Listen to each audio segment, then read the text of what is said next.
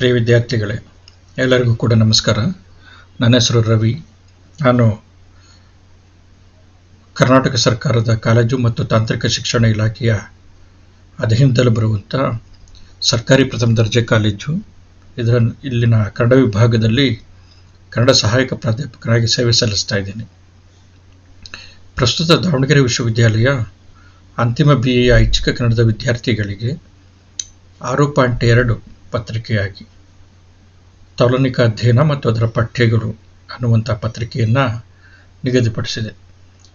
ಈ ಪತ್ರಿಕೆಯಲ್ಲಿರುವಂಥ ಮೊದಲನೇ ಭಾಗ ತೌಲನಿಕ ಸಾಹಿತ್ಯ ಅನ್ನುವಂಥದ್ದು, ಅಥವಾ ತೌಲನಿಕ ಸಾಹಿತ್ಯದ ಅಧ್ಯಯನ ಅಂತಂದ್ಬಿಟ್ಟು ತೌಲನಿಕ ಅಧ್ಯಯನ ಅಂತಲೂ ಕೂಡ ಕರೀತಾರೆ ಅದನ್ನು. ಇದರ ಬಗ್ಗೆ ನಾವು ಈಗಾಗಲೇ ಸುಮಾರು ಚರ್ಚೆಗಳನ್ನು ನಾವು ಮಾಡಿದ್ದೀವಿ. ಹಿಂದಿನ ಅಧಿವೇಶನದಲ್ಲಿ ತೌಲನಿಕ ಸಾಹಿತ್ಯ ಅಧ್ಯಯನದ ಸಮಸ್ಯೆಗಳ ಬಗ್ಗೆ ನಾವು ಮಾತಾಡಿದ್ವಿ. ಈಗ ಈ ತೌಲನಿಕ ಸಾಹಿತ್ಯದ ಅಧ್ಯಯನವನ್ನು ಕೈಗೊಳ್ಳೋದ್ರಿಂದ ಆಗುವಂಥ ಪ್ರಯೋಜನಗಳೇನು ಅನ್ನುವಂಥದ್ದು, ಈ ಪ್ರಯೋಜನಗಳು, ತೌಲನಿಕ ಸಾಹಿತ್ಯದ ಪ್ರಯೋಜನಗಳನ್ನ 2 ಅಧಿವೇಶನದಲ್ಲಿ ಆ್ಯಕ್ಚುಲಿ ಅದನ್ನು ಫ್ರೇಮ್ ಮಾಡಿದ್ದೀನಿ. ಅದರಲ್ಲಿ ಮೊದಲನೇ ಅಧಿವೇಶನ ಇದು. ಒಟ್ಟು ಪ್ರಾರಂಭದಿಂದ ಇದುವರೆಗೆ ಇದು 10ನೇ ಅಧಿವೇಶನ. ಈ 10ನೇ ಅಧಿವೇಶನದ ನಂತರ ಬರುವಂಥ 11ನೇ ಅಧಿವೇಶನ ಕೂಡ ತೌಲನಿಕ ಅಧ್ಯಯನದ ಪ್ರಯೋಜನಕ್ಕೆ ಸಂಬಂಧಪಟ್ಟಿರುವಂಥದ್ದೇ, ವಿಸ್ತೃತವಾಗಿರುವಂಥದ್ದು. ಸೊ ಹಾಗಾಗಿ 2 ಅಧಿವೇಶನಗಳಲ್ಲಿ ಅದನ್ನು ವಿಸ್ತರಿಸ್ಕೊಂಡಿದ್ದೀನಿ. ಈಗಾಗಲೇ ನಿಮಗೆ ತೌಲನಿಕ ಸಾಹಿತ್ಯ ಅಥವಾ ತೌಲನಿಕ ಅಧ್ಯಯನ ಅಂತಂದರೆ ಅದರ ಬಗ್ಗೆ ನಿಮಗೆ ಸ್ಥೂಲವಾಗಿರುವಂಥ ಮಾಹಿತಿ ಸಿಕ್ಕಿದೆ ಅಂತ ನಾನು ಅಂದ್ಕೊಂಡಿದ್ದೀನಿ. ತೌಲನಿಕ ಅಧ್ಯಯನ ಆ್ಯಕ್ಚುಲಿ 2 ವಿಭಿನ್ನ ಭಾಷೆಗಳ ಮಧ್ಯೆ ಅಥವಾ 2 ವಿಭಿನ್ನ ಸಂಸ್ಕೃತಿಗಳ ಮಧ್ಯೆ, 2 ಸಮಾಜಗಳ ಮಧ್ಯೆ, ಮತ್ತು ಆ ಹಿನ್ನೆಲೆಯಿಂದ ಮೂಡಿರುವಂಥ ಭಾಷೆ, ಆ ಭಾಷೆಯಿಂದ ಮೂಡಿರುವಂಥ ಸಾಹಿತ್ಯ. ಸೊ ಹಾಗಾಗಿ ಆ ಸಾಹಿತ್ಯದಲ್ಲಿ ಮೂಡಿರುವಂಥ ಬೇರೆ ಬೇರೆ ಈ ಸಮಾಜ, ಸಂಸ್ಕೃತಿ, ನಾಗರಿಕತೆ, ರಾಜಕೀಯ ಅಥವಾ ಧರ್ಮ, ಜಾತಿ, ಆಮೇಲೆ ಲಿಂಗಭೇದ ಇತ್ಯಾದಿಗಳ ಹಿನ್ನೆಲೆಗಳು, ಆ ಕಾಲದ ವೈಚಾರಿಕ ಸಂಹಿತೆಗಳು, ಇದನ್ನು ಒಬ್ಬ ಲೇಖಕ ತನ್ನ ವೈಚಾರಿಕ ಪ್ರಜ್ಞೆಯಲ್ಲಿ ಅಳವಡಿಸ್ಕೊಂಡು ಅವನೇನು ಮಾಡ್ತಾನೆ ಅಂತಂದರೆ ಕೃತಿಗಳನ್ನ ರಚಿಸ್ತಾನೆ.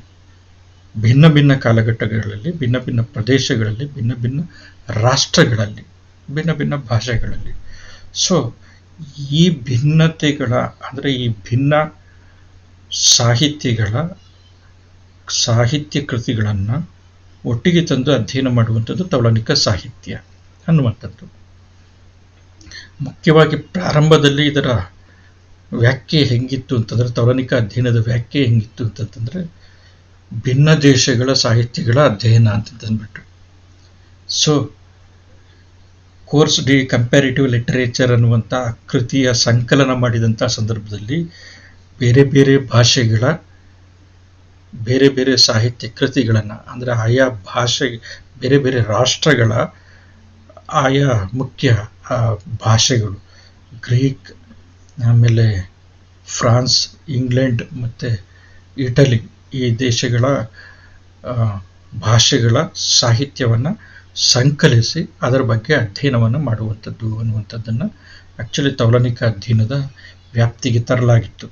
ಸೊ ಹಾಗಾಗಿ ತೌಲನಿಕ ಸಾಹಿತ್ಯ ಅಂತಂತಂದರೆ, ತೌಲನಿಕ ಸಾಹಿತ್ಯದ ಅಧ್ಯಯನ ಅಂತಂದರೆ ಅದಕ್ಕೆ ತುಂಬ ವಿಸ್ತಾರವಾಗಿರುವಂಥ ವ್ಯಾಪ್ತಿ ಇದೆ, ತುಂಬ ವಿಸ್ತಾರತೆ ಇದೆ, ಮತ್ತು ತುಂಬ ಸಮೃದ್ಧತೆ ಇದೆ, ವಿಸ್ತೃತತೆ ಇದೆ. ಸೊ ಹಾಗಾಗಿ ಏನಂತಂತಂದರೆ ಇದಕ್ಕೆ ಬೇರೆ ಬೇರೆ ದೇಶಗಳ ಸಾಹಿತ್ಯಗಳ ಅಧ್ಯಯನ ಮಾಡುವಂಥ ಕಾರಣಕ್ಕೋಸ್ಕರ ಇದಕ್ಕೆ ಅಂತಾರಾಷ್ಟ್ರೀಯವಾಗಿರುವಂಥ ಒಂದು ವ್ಯಾಪ್ತಿ ಸಿಕ್ಬಿಟ್ಟಿದೆ. ಸೊ ಹಾಗಾಗಿ ಇದೊಂದು ಅಂತಾರಾಷ್ಟ್ರೀಯ ಅಧ್ಯಯನದ ಶಿಸ್ತಾಗಿ ಇವತ್ತು ಮಾರ್ಪಟ್ಟಿದೆ, ಬೃಹತ್ ಅಧ್ಯಯನದ ಶಿಸ್ತು. ಈ ಬೃಹತ್ ಅಧ್ಯಯನದ ಶಿಸ್ತು, ಈ ತೌಲನಿಕ ಅಧ್ಯಯನ ಕ್ಷೇತ್ರ ಇದೆಯಲ್ಲ, ಸೊ ಈ ತೌಲನಿಕ ಅಧ್ಯಯನವನ್ನು ಕೈಗೊಳ್ಳುವಂಥ ಕಾರಣದಿಂದ, ಅಧ್ಯಯನವನ್ನು ನಡೆಸುವಂಥ ಸಂಬಂಧದಿಂದ ಅನೇಕ ಪ್ರಯೋಜನಗಳು ನಮಗೆ ಸಿಗುತ್ತೆ. ಸಹಜವಾಗಿ ಇದರ ವ್ಯಾಪ್ತಿ ತುಂಬ ವಿಸ್ತೃತವಾಗಿರುವಂಥದ್ದು, ವಿಶಾಲವಾಗಿರುವಂಥದ್ದು. ಈಗಾಗಲೇ ಹೇಳಿದ್ದೀನಿ, ರಾಷ್ಟ್ರದ ಹಂಗಿದಕ್ಕಿಲ್ಲ ತೌಲನಿಕ ಅಧ್ಯಯನಕ್ಕೆ, ಆ ರಾಷ್ಟ್ರದಲ್ಲಿರುವಂಥ ಭಾಷೆಗಳ ಹಂಗಿಲ್ಲ ಇದಕ್ಕೆ, ಆಮೇಲೆ ಪ್ರದೇಶ, ಜನಾಂಗ, ಧರ್ಮ, ಜಾತಿ, ಸಂಸ್ಕೃತಿ, ಸಮಾಜ ಇತ್ಯಾದಿ ಉಪಾಧಿಗಳು ಅಥವಾ ಚೌಕಟ್ಟುಗಳು ಇದನ್ನು ನಾವು ಹಾಕ್ಕೊಂಡ್ಬಿಟ್ಟಿದ್ದೀವಿ. ನಾವು ಮನುಷ್ಯರಾಗಿ ಹುಟ್ಟಿದ ನಂತರ ನಾವು ನಾವು ನಮ್ಮ ದೇಶ ಯಾವುದು ಅನ್ನುವಂಥ ಒಂದು ಚೌಕಟ್ಟಿಗೆ ಬದ್ಧರಾಗ್ತೀವಿ. ನಮ್ಮ ಧರ್ಮ ಯಾವುದು ಅನ್ನುವಂಥ ಚೌಕಟ್ಟಿಗೆ, ಜಾತಿ ಯಾವುದು, ಆ ಜಾತಿ ಅಥವಾ ಧರ್ಮಕ್ಕೆ ಅನುಗುಣವಾಗಿರುವಂತಹ ಸಂಸ್ಕೃತಿ, ಆಮೇಲೆ ಸಮಾಜ, ಜನಾಂಗ, ಭಾಷೆ ಇತ್ಯಾದಿಗಳ ಚೌಕಟ್ಟುಗಳಿಗೆ ನಾವು ಬದ್ಧರಾಗ್ಬಿಡ್ತೀವಿ ಅಥವಾ ಬಂಧಿಸಲ್ಪಡ್ತೀವಿ. ಕುವೆಂಪು ಇದನ್ನೇ ಹೇಳಿದ್ದೇನು ಅಂತಂದರೆ, ಮಾನವ ಹುಟ್ಟುತ್ತಾ ಆ್ಯಕ್ಚುಲಿ ವಿಶ್ವಮಾನವನಾಗಿರ್ತಾನೆ. ಬೆಳೀತಾ ಬೆಳೀತಾ ಬೆಳೀತಾ ಅವನು ಅಲ್ಪಮಾನವನಾಗ್ತಾನೆ. ಶಿಕ್ಷಣದ ಗುರಿ ಏನಾಗಬೇಕು ಅಂತಂತಂದರೆ, ಈ ಅಲ್ಪಮಾನವತ್ವದಿಂದ ಅವನನ್ನು ಬಿಡುಗಡೆಗೊಳಿಸಿ ಮತ್ತೆ ಅವನನ್ನು ಪುನಃ ವಿಶ್ವಮಾನವನನ್ನಾಗಿ ಮಾಡಬೇಕು. ಶಿಕ್ಷಣ ಅಥವಾ ಸಾಹಿತ್ಯದ ಗುರಿ ಇದು ಅಂತಂತ. ಸಾಹಿತ್ಯ ಏನು ಮಾಡುತ್ತೆ ಅಂತಂದರೆ, ನಮ್ಮ ಸಂವೇದನೆಯನ್ನು ಸೂಕ್ಷ್ಮಗೊಳಿಸುತ್ತೆ, ಪ್ರಜ್ಞೆಯನ್ನು ವಿಕಾಸಗೊಳಿಸುತ್ತೆ. ಹಾಗಾಗಿ ಅವನು ಈ ಸಂಕುಚಿತತೆಗಳನ್ನು ಮೀರ್ತಾನೆ. ಆ ಆಶಯ ಇಟ್ಕೊಂಡೆ ಕುವೆಂಪು ಬರ್ತಿದ್ದೇನು ಅಂತಂದರೆ,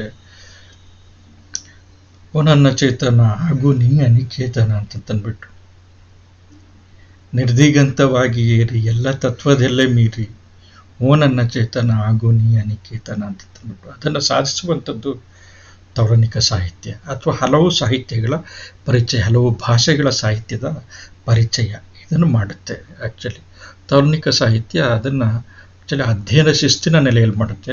ವ್ಯಕ್ತಿಗತವಾಗಿ ನಾವು ನಮ್ಮ ಇಷ್ಟದ ಪ್ರಕಾರ ನಾವೇನು ಮಾಡ್ಬೋದು ಅಂತಂತಂದರೆ, ನಮಗೆ ಅಂದರೆ ಅಧ್ಯಯನ ಶಿಸ್ತಿನ ವ್ಯಾಪ್ತಿಗೆ ಒಳಪಟ್ಟು ಅಧ್ಯಯನ ಮಾಡೋದಕ್ಕೆ ಸಾಧ್ಯ ಇದೆ. ಬೇರೆ ಬೇರೆ ಭಾಷೆಗಳ ಸಾಹಿತ್ಯದ ಅಧ್ಯಯನ ಜೊತೆಗೆ ನಾವು ನಮ್ಮ ವೈಯಕ್ತಿಕ ಆಸಕ್ತಿಯಿಂದ ಅಧ್ಯಯನ ಶಿಸ್ತಿನ ಹಂಗಿಲ್ಲದೆ ಬೇರೆ ಬೇರೆ ಭಾಷೆಗಳನ್ನು ಕಲಿತು ನಾವು ಅಲ್ಲಿರುವಂಥ ಸಾಹಿತ್ಯದ ಅಧ್ಯಯನವನ್ನು ಮಾಡೋದಕ್ಕೂ ಕೂಡ ಸಾಧ್ಯ ಇದೆ. ಈ ಸಾಧ್ಯತೆಗಳನ್ನು ಮನುಷ್ಯನಾಗಿರುವಂಥವನು ಆ್ಯಕ್ಚುಲಿ ಕಲಿಬೇಕು. ಒಂದಕ್ಕಿಂತ ಹೆಚ್ಚು ಭಾಷೆಗಳನ್ನು ನಾವು ಕಲಿಬೇಕು. ಮಿನಿಮಮ್ ಅರ್ಥ ಮಾಡ್ಕೊಳ್ಳುವಂಥ ಮಟ್ಟಕ್ಕೆ ಭಾಷೆ ವಿದ್ಯಾರ್ಥಿಗಳು ಮತ್ತು ಇತರರು ಕೂಡ ಕಲಿಬೇಕು. ಆಗ ನಮಗೆ ಏನಂತಂತಂದರೆ, ನಮ್ಮ ಭಾಷಾ ಸಂಕುಚಿತತೆ, ನಮ್ಮ ಮನಸ್ಸಿನ ಸಂಕುಚಿತತೆ ಇದೆಯಲ್ಲ, ಅಥವಾ ಧಾರ್ಮಿಕ ಅಥವಾ ಸಾಮಾಜಿಕ ಅಥವಾ ಬೇರೆ ಬೇರೆ ರೀತಿಯ ಸಂಕುಚಿತತೆಗಳು ದೂರ ಆಗುತ್ತೆ, ಇಲ್ಲದಂತಾಗುತ್ತೆ, ಕಡಿಮೆ ಆಗ್ತವೆ. ಒಂದು ಭಾವ ಶ್ರೀಮಂತಿಕೆ ಅನ್ನುವಂಥದ್ದು, ಹೃದಯ ಶ್ರೀಮಂತಿಕೆ ಅನ್ನುವಂಥದ್ದು ಬರುತ್ತೆ. ಹಾಗಾಗಿ ಏನಂತಂದರೆ, ಹಲವು ಭಾಷೆಗಳನ್ನು ಕಲಿತಷ್ಟು ಕೂಡ ನಮ್ಮ ಮಿದುಳು ಚುರುಕಾಗುತ್ತೆ. ಅಂದರೆ ಮೆದುಳಿಗೆ ಮೆದುಳು ಹೆಚ್ಚು ಕೆಲಸ ಮಾಡೋದಕ್ಕೆ ಶುರು ಮಾಡುತ್ತೆ. ಹಾಗಾಗಿ ಅದು ತುಂಬ ತೀಕ್ಷ್ಣವಾಗಿ ಆಲೋಚನೆ ಮಾಡೋದಕ್ಕೆ ಶುರು ಮಾಡುತ್ತೆ. ತೀಕ್ಷ್ಣವಾಗಿರುವಂತಹ ಮೆದುಳು ಹಲವು ಭಾಷೆಗಳನ್ನು ಕಲಿಯುತ್ತೆ ಮತ್ತು ಅದು ಅತ್ಯಂತ ನಿಖರವಾಗಿ, ಸ್ಪಷ್ಟವಾಗಿ, ತರ್ಕಬದ್ಧವಾಗಿ, ವೈಚಾರಿಕವಾಗಿ ಆಲೋಚನೆ ಮಾಡೋದಕ್ಕೆ ಅದು ಸಾಧ್ಯ ಆಗುತ್ತೆ. ಹಾಗಾಗಿ ಅಂಥ ವ್ಯಕ್ತಿಗಳನ್ನು ಆ್ಯಕ್ಚುಲಿ ಇವತ್ತಿನ ಪರಿಭಾಷೆಯಲ್ಲಿ ಬುದ್ಧಿವಂತ ಅಂತಂದು ಕರೀತಾರೆ. ಆದರೆ ಬುದ್ಧಿವಂತಿಕೆ ಅನ್ನುವಂಥದ್ದು ಅದಲ್ಲ. ಆ್ಯಕ್ಚುಲಿ ಅವನು ಪ್ರಜ್ಞಾವಂತನಾಗ್ತಾನೆ, ವಿವೇಕವಂತನಾಗ್ತಾನೆ, ವಿಚಾರಶೀಲನಾಗಿರುವಂಥ ವ್ಯಕ್ತಿ ಆಗ್ತಾನೆ. ವಿಮರ್ಶೆ ಮಾಡಿ ಎಲ್ಲವನ್ನು ಕೂಡ ಒಪ್ಪುವಂಥ ಒಂದು ಮನೋಧರ್ಮವುಳ್ಳವನಾಗ್ತಾನೆ. ಅಥವಾ ತನಗೆ ಯಾವುದು ಸರಿ ಕಾಣೋದಿಲ್ಲ ಅದನ್ನು ಕುರಿತು ಪ್ರಶ್ನೆ ಮಾಡ್ತಾನೆ. ಸಾಹಿತ್ಯ ಅಥವಾ ತೌಲನಿಕ ಸಾಹಿತ್ಯದ ಅಧ್ಯಯನ ನಮಗೆ ಇದನ್ನು ಕಲಿಸುತ್ತೆ. ಹಾಗಾಗಿ ತೌಲನಿಕ ಸಾಹಿತ್ಯದ ಮುಖ್ಯ ಪ್ರಯೋಜನ ಅಥವಾ ಸಾಹಿತ್ಯದ ಪ್ರಯೋಜನವೂ ಕೂಡ ಇದು ಮುಖ್ಯವಾಗಿರುವಂಥದ್ದು. ಇದೇ ತುಂಬ ಮುಖ್ಯವಾಗಿರುವಂಥದ್ದು. ನಾವು ಹಲವು ಕೃತಿಗಳನ್ನು ಓದ್ತೀವಿ, ನಮ್ಮ ಜ್ಞಾನ ವಿಸ್ತಾರ ಆಗುತ್ತೆ, ಇದೆಲ್ಲ ಬೇರೆ ಮಾತು. ಆದರೆ ಸಂವೇದನೆಯನ್ನು ಸೂಕ್ಷ್ಮಗೊಳಿಸುವಂಥದ್ದು, ನಮ್ಮ ಮೆದುಳನ್ನು ಚುರುಕುಗೊಳಿಸುವಂಥದ್ದು ಇದೆಯಲ್ಲ, ಇದು ಮುಖ್ಯವಾಗಿರುವಂಥ ಅಂಶ. ಈಗ ನಾವು ವಿಷಯಕ್ಕೆ ಸಂಬಂಧಪಟ್ಟಂಗೆ ಬರೋದಾದರೆ, ಈಗ ನಾವೆಲ್ಲರೂ ಕೂಡ ಇಡೀ ವಿಶ್ವದಲ್ಲಿ ಬೇರೆ ಬೇರೆ ಭಾಷೆಯವರು, ಬೇರೆ ಬೇರೆ ಧರ್ಮದವರು, ಬೇರೆ ಬೇರೆ ಭಾರತಕ್ಕೆ ಸಂಬಂಧಪಟ್ಟಂಗೆ ಬೇರೆ ಬೇರೆ ಜಾತಿಯವರು, ರಾಷ್ಟ್ರೀಯವಾಗಿ ಬೇರೆ ಬೇರೆ ಧರ್ಮದವರು, ಅದರಲ್ಲಿ ಬೇರೆ ಬೇರೆ ಪಂಥದವರು, ಬೇರೆ ಬೇರೆ ಭಾಷೆ ಮಾತಾಡುವಂಥವರು, ಬೇರೆ ಬೇರೆ ಜನಾಂಗದವರು ಮಾನವಶಾಸ್ತ್ರೀಯವಾಗಿ, ಆಮೇಲೆ ಬೇರೆ ಬೇರೆ ಸಂಸ್ಕೃತಿಯ ಹಿನ್ನೆಲೆಯಲ್ಲಿ ಇರುವಂಥವರು, ಬೇರೆ ಬೇರೆ ಸಮುದಾಯದವರು ಎಲ್ಲನೂ ಕೂಡ ಸಾಂಸ್ಕೃತಿಕವಾಗಿ, ರಾಜಕೀಯವಾಗಿ, ಆರ್ಥಿಕವಾಗಿ, ನಾಗರಿಕತೆ ನೆಲೆಯಲ್ಲೂ ಕೂಡ ಭಿನ್ನತೆ ಅನ್ನುವಂಥದ್ದು ಇರುತ್ತೆ. ಇದನ್ನೆಲ್ಲನೂ ಕೂಡ ತೌಲನಿಕ ಸಾಹಿತ್ಯ ಬದಿಗಿಟ್ಟು ಏನು ಮಾಡುತ್ತೆ ಅಂತಂದರೆ, ಆಯಾ ಎಲ್ಲ ಹಿನ್ನೆಲೆಯ ಜನಸಮುದಾಯ ರಚಿಸಿರುವಂಥ ಸಾಹಿತ್ಯವನ್ನು ಅಭ್ಯಾಸ ಮಾಡುವಂಥ ಒಂದು ಕೆಲಸವನ್ನು ಮಾಡುತ್ತೆ. ಸೊ ಹಾಗಾಗಿ ತೌಲನಿಕ ಸಾಹಿತ್ಯ ಅನ್ನುವಂಥದ್ದು ಅತ್ಯಂತ ಉದಾರವಾದಿಯಾಗಿರುವಂಥ ಮಾನವೀಯವಾಗಿರುವಂಥ ಒಂದು ಅಧ್ಯಯನ ಕ್ರಮ ಆಗಿದೆ.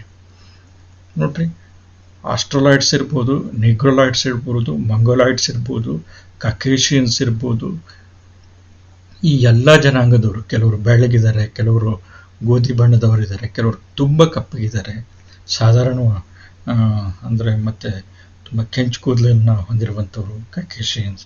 ಸೊ ಇವರೆಲ್ಲರೂ ಕೂಡ ಈ ಬೇರೆ ಬೇರೆ ಥರದ ಜನಾಂಗದವರು ಮಾನವಶಾಸ್ತ್ರೀಯವಾಗಿ. ಆಮೇಲೆ ಬೇರೆ ಬೇರೆ ಭಾಷೆ ಮಾತಾಡುವಂಥವ್ರು, ಬೇರೆ ಬೇರೆ ನಾಗರಿಕತೆಯ ಹಿನ್ನೆಲೆಯ ಹೊಂದಿರುವಂಥವ್ರು, ಆರ್ಥಿಕವಾಗಿ ಶ್ರೀಮಂತ ರಾಷ್ಟ್ರ ಆಗಿರುವಂಥವ್ರು, ಬಡತನದ ರಾಷ್ಟ್ರ ಆಗಿರುವಂಥದ್ದು, ಸಾಧಾರಣವಾಗಿರುವಂಥ ಒಂದು ರಾಷ್ಟ್ರ ಆಗಿರುವಂಥದ್ದು, ಸಂಸ್ಕೃತಿಯಲ್ಲಿ ಹಲವು ಬಗೆಯ ವೈವಿಧ್ಯತೆಯನ್ನು ಹೊಂದಿರುವಂಥ, ಬಹುತ್ವತೆಯನ್ನು ಹೊಂದಿರುವಂಥ ಭಾರತದಂಥ ದೇಶ ಆಗಿರ್ಬೋದು. ಶ್ರೀಮಂತಿಕೆಯನ್ನು ಹೊಂದಿದ್ದು ಕೂಡ ಸಂಸ್ಕೃತಿಯಲ್ಲಿ ಮತ್ತು ಭಾಷೆಗಳಲ್ಲಿ, ಆಮೇಲೆ ಜನರ ಸಮುದಾಯಗಳ ರೀತಿ ನೀತಿಗಳಲ್ಲಿ, ಧರ್ಮಗಳಲ್ಲಿ ಬಹುತ್ವವನ್ನು ಹೊಂದಿರುವಂಥ ಅಮೆರಿಕದಂಥ ರಾಷ್ಟ್ರ ಆಗಿರ್ಬೋದು. ಈ ಯಾವುದೇ ರಾಷ್ಟ್ರ ಆಗಿರಲಿ, ಈ ಎಲ್ಲ ರಾಷ್ಟ್ರಗಳ ಸಾಹಿತ್ಯವನ್ನು, ಮತ್ತು ಆಫ್ರಿಕಾದಂಥ ಅತ್ಯಂತ ಬಡ ದೇಶಗಳು, ಚಿನುವಾ ಅಚೀಬೆ ಅವರ ಥಿಂಗ್ಸ್ ಫಾಲ್ ಅಪಾರ್ಟ್ ಅನ್ನುವಂಥ ಕೃತಿ ಅನ್ನುವಂಥ ವಿಶ್ವಪ್ರಸಿದ್ಧವಾಗಿಬಿಟ್ಟಿದೆ ಅದು.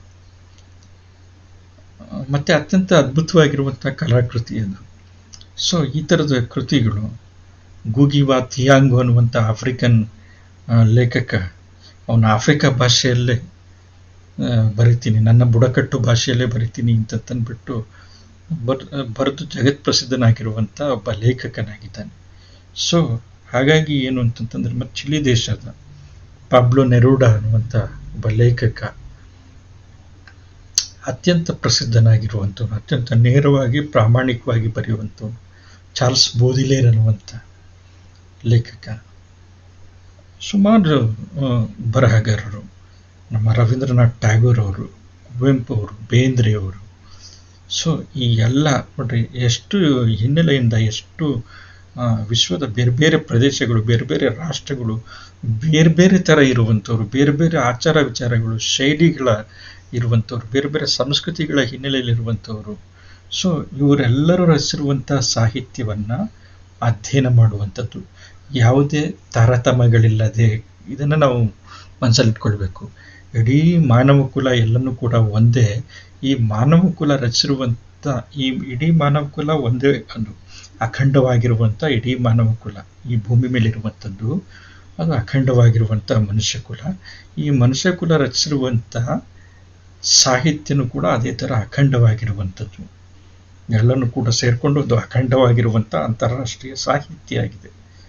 ಈ ಸಾಹಿತ್ಯವನ್ನು ಅಧ್ಯಯನ ಮಾಡುವಂಥದ್ದಿಲ್ಲ, ಮನುಷ್ಯ ರಚಿಸಿರುವಂಥ ಈ ಸಾಹಿತ್ಯವನ್ನು ಅಭ್ಯಾಸ ಮಾಡುವಂಥದ್ದು, ಇದು ತೌಲನಿಕ ಅಧ್ಯಯನದ ಮುಖ್ಯವಾಗಿರುವಂಥ ಉದ್ದೇಶ.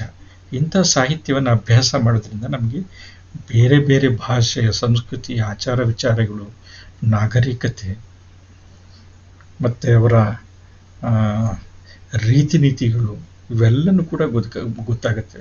ಅವರ ಭಾವನೆಗಳು, ಸುಖ ದುಃಖಗಳು, ನೋವು ನಲಿವುಗಳು, ಅವರ ಕುಟುಂಬದ ರೀತಿ ನೀತಿಗಳು, ಹೆಣ್ಮಕ್ಕಳ ಸ್ಥಾನಮಾನಗಳು, ಆದಿವಾಸಿಗಳು, ಆಧುನಿಕರ ವಿಕಾರಗಳು, ಇವೆಲ್ಲನೂ ಕೂಡ ಗೊತ್ತಾಗತ್ತೆ. ಇದು ತೌಲನಿಕ ಸಾಹಿತ್ಯದಿಂದ ನಮಗೆ ಗೊತ್ತಾಗುವಂಥದ್ದು. ಸೊ ಇದು ಸಾಹಿತ್ಯದಿಂದ ಇದು ನಮ್ಮ ಅರಿವಿಗೆ ಬರುವಂಥದ್ರ ಕಾರಣದಿಂದ ಇಡೀ ವಿಶ್ವದ ಸಾಹಿತ್ಯ ಎಲ್ಲನೂ ಕೂಡ ಒಂದೇ ಅನ್ನುವಂಥ ನೆಲೆಯಲ್ಲಿ ತೌಲನಿಕ ಸಾಹಿತ್ಯ ಅಧ್ಯಯನ ಕಾರ್ಯನಿರ್ವಹಿಸುತ್ತೆ. ಸೊ ಇಂಥ ಉದಾತ್ತವಾಗಿರುವಂಥ ಒಂದು ನೆಲೆಯಲ್ಲಿ ತೌಲನಿಕ ಅಧ್ಯಯನ ಹೊರಡುತ್ತೆ.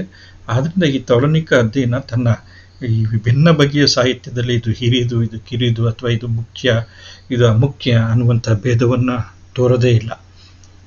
ಒಂದು ಮಹಾಕಾವ್ಯದಿಂದ ಹಿಡಿದು, ಅದು ಗಿಲ್ಗಮಿಶ್ ಕಾವ್ಯ ಮಹಾಕಾವ್ಯ ಇರ್ಬೋದು, ಕಲೇವಾಲ ಇರ್ಬೋದು,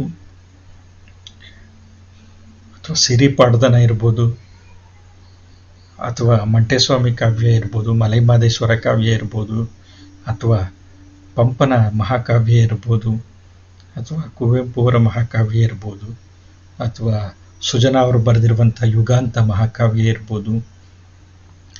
ಸೊ ಈ ಥರ ಮಹಾಕಾವ್ಯದಿಂದ ಹಿಡಿದು ಚುಟುಕಗಳವರೆಗೆ ಮಂಕುತಿಮ್ಮನ ಕಗ್ಗ ಬರೆದಿರುವಂಥ DVG ಅವರ ಚುಟುಕುಗಳು, ದಿನಕರ ದೇಸಾಯಿ ಬರೆದಿರುವಂಥ ಚೌಪದಿಗಳು, ಇವೆಲ್ಲನೂ ಕೂಡ ಈಗಿನ ಡುಂಡಿರಾಜ್ ಬರಿತಾ ಇರುವಂಥ ಚುಟುಕಗಳು, ಮಹಾಕಾವ್ಯದಿಂದ ಹೆಚ್ಚು ಕಡಿಮೆ ಸಾವಿರ ಸಂಖ್ಯೆಯ ಪುಟಗಳ ಮಹಾಕಾವ್ಯ, ಆ ಮಹಾಕಾವ್ಯಗಳಿಂದ ಹೋಮರ್ ಮತ್ತು ಇಲಿಯಡ್ ಮತ್ತು ಒಡೆಸ್ಸಿ ಕೃತಿಗಳು, ಇಂತಹ ಮಹಾಕಾವ್ಯಗಳು ಅಲ್ಲಿಂದ ಹಿಡಿದು ಮಿಲ್ಟನ್ನ ಪ್ಯಾರಡೈಸ್ ಲಾಸ್ಟ್ ಅಥವಾ ಪ್ಯಾರಡೈಸ್ ರೀಗೇನ್ಡ್ ಅನ್ನುವಂಥ ಮಹಾಕಾವ್ಯ, ಅಥವಾ ಕಂಬರಾಮಾಯಣ, ಆ ಥರದ ಮಹಾಕಾವ್ಯದಿಂದ ಹಿಡಿದು ಚುಟುಕಗಳವರೆಗೆ ಇಷ್ಟು ದೀರ್ಘವಾಗಿರುವಂಥ, ಅಂದರೆ ಅಂತರ ಇದೆಯಲ್ಲ, ಇದರ ಒಳಗಡೆ ಬರುವಂಥ ಎಲ್ಲ ಸಾಹಿತ್ಯಗಳನ್ನು ಕೂಡ ಇದು ಹಿರಿದು ಕಿರಿದು ಅನ್ನುವಂಥ ಭೇದ ಇಲ್ಲದೆ ಅಭ್ಯಾಸ ಮಾಡುತ್ತೆ. ಸಣ್ಣ ಕಥೆಯಿಂದ ಮಹಾ ಕಾದಂಬರಿವರೆಗೆ ಟಾಲ್ಸ್ಟಾಯ್ನ ವಾರ್ ಅಂಡ್ ಪೀಸ್ 3 ವಾಲ್ಯೂಮ್ನಲ್ಲಿದೆ ಕನ್ನಡದಲ್ಲಿ, ದೇ ಜವರೇಗೌಡ ಟ್ರಾನ್ಸ್ಲೇಷನ್ ಮಾಡಿರುವಂಥದ್ದು. ಈಗ ಇನ್ನೊಂದು ಟ್ರಾನ್ಸ್ಲೇಷನ್ ಬಂದಿದೆ, OL ನಾಗಭೂಷಣ್ ಸ್ವಾಮಿ ಅವರು ಮಾಡಿರುವಂಥದ್ದು, 2 ವಾಲ್ಯೂಮ್ಗಳು. ಒಂದೊಂದನ್ನು ಕೂಡ ಹೆಚ್ಚು ಕಡಿಮೆ 1300-1400 ಪುಟಗಳಷ್ಟಿದೆ.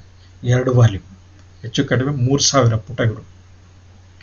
ಅಷ್ಟು ದೀರ್ಘವಾಗಿರುವಂಥ ಕೃತಿಯಿಂದ ಸಣ್ಣ ಕಥೆಗಳವರೆಗಿನೂ ಕೂಡ 2 ಪುಟ 3 ಪುಟ, ಅದರ ಮಧ್ಯೆ ಬರುವಂಥ ಎಲ್ಲ ಸಾಹಿತ್ಯ ಪ್ರಕಾರಗಳನ್ನು ಕೂಡ ಇದು ಒಳಗೊಳ್ಳುತ್ತೆ, ಸಮಾನವಾಗಿ ಕಾಣುತ್ತೆ. ತೌಲನಿಕ ಸಾಹಿತ್ಯದ ಅಧ್ಯಯನದ ಮುಖ್ಯವಾಗಿರುವಂಥ ನೆಲೆ ಸಾಹಿತ್ಯವನ್ನು ಹೆಂಗೆ ನೋಡಬೇಕು ಅನ್ನುವಂಥದ್ದು. ಸಾಹಿತ್ಯ ಪ್ರಕಾರ ದೊಡ್ಡದು ಸಣ್ಣದು ಅನ್ನುವಂಥ ನೆಲೆಯಲ್ಲ, ಸಾಹಿತ್ಯ ಪ್ರಕಾರಗಳನ್ನು ಕೂಡ ಒಂದೇ ಅನ್ನುವಂಥದ್ದನ್ನು ಅದು ನೋಡೋದನ್ನು ಕಲಿಸುತ್ತೆ. ಹಾಗಾಗಿ ಮನುಷ್ಯರನ್ನು ಹೆಂಗೆ ನೋಡಬೇಕು ಅನ್ನುವಂಥದ್ದು ಒಂದು ಪ್ರಶ್ನೆ. ಅದಕ್ಕೆ ತೌಲನಿಕ ಸಾಹಿತ್ಯ ಅಧ್ಯಯನದಲ್ಲೇ ಸಾಹಿತ್ಯವನ್ನು ಹೆಂಗೆ ನೋಡಬೇಕು ಅನ್ನುವಂಥ ಒಂದು ದೃಷ್ಟಿಕೋನ ಇದೆಯಲ್ಲ, ಆ ದೃಷ್ಟಿಕೋನವನ್ನು ಮನುಷ್ಯರನ್ನು ನೋಡೋದ್ರಲ್ಲಿ ಆ್ಯಕ್ಚುಲಿ ಅಳವಡಿಸ್ಕೊಳ್ಬೇಕಾಗತ್ತೆ.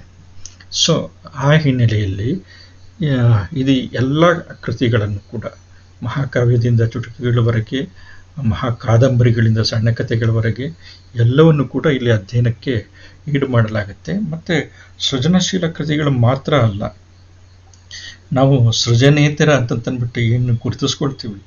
ಸೃಜನೇತರ ಅಂತಂತಂದರೆ ಆ್ಯಕ್ಚುಲಿ ಈಗ ನಾವು ಒಂದು ಕಥೆನೋ ಕಾದಂಬರಿನೋ ಕಾವ್ಯನೋ ನಾಟಕವನ್ನು ನಾವೇನು ಮಾಡ್ತೀವಿ ಅಂತಂದರೆ ಸೃಜನಶೀಲ ಕೃತಿಗಳು ಅಂತಂತ ಕರಿತೀವಿ.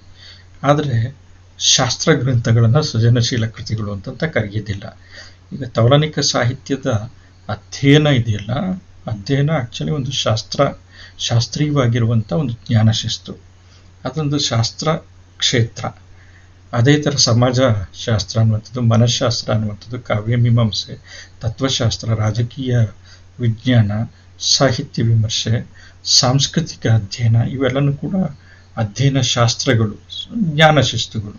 ಸೊ ಇವನ್ನು ಕೂಡ ಏನು ಮಾಡುತ್ತೆ ಅಂತಂದರೆ ಯಾವುದೇ ಬಗೆಯ, ಅಂದರೆ ಸೃಜನಶೀಲ ಮತ್ತು ಸೃಜನೇತರ ಅನ್ನುವಂಥ ಇವೆಲ್ಲನೂ ಕೂಡ ಸೃಜನೇತರ ಅಂತಂತ ಬರುತ್ತೆ. ಅಂದರೆ ವಿಚಾರಶೀಲವಾಗಿ ಬರೆಯುವಂಥದ್ದು, ಭಾವುಕತೆ ಅನ್ನುವಂಥದ್ದು ಇರೋದಿಲ್ಲ, ವೈಚಾರಿಕವಾಗಿ ಬರೆಯುವಂಥದ್ದು.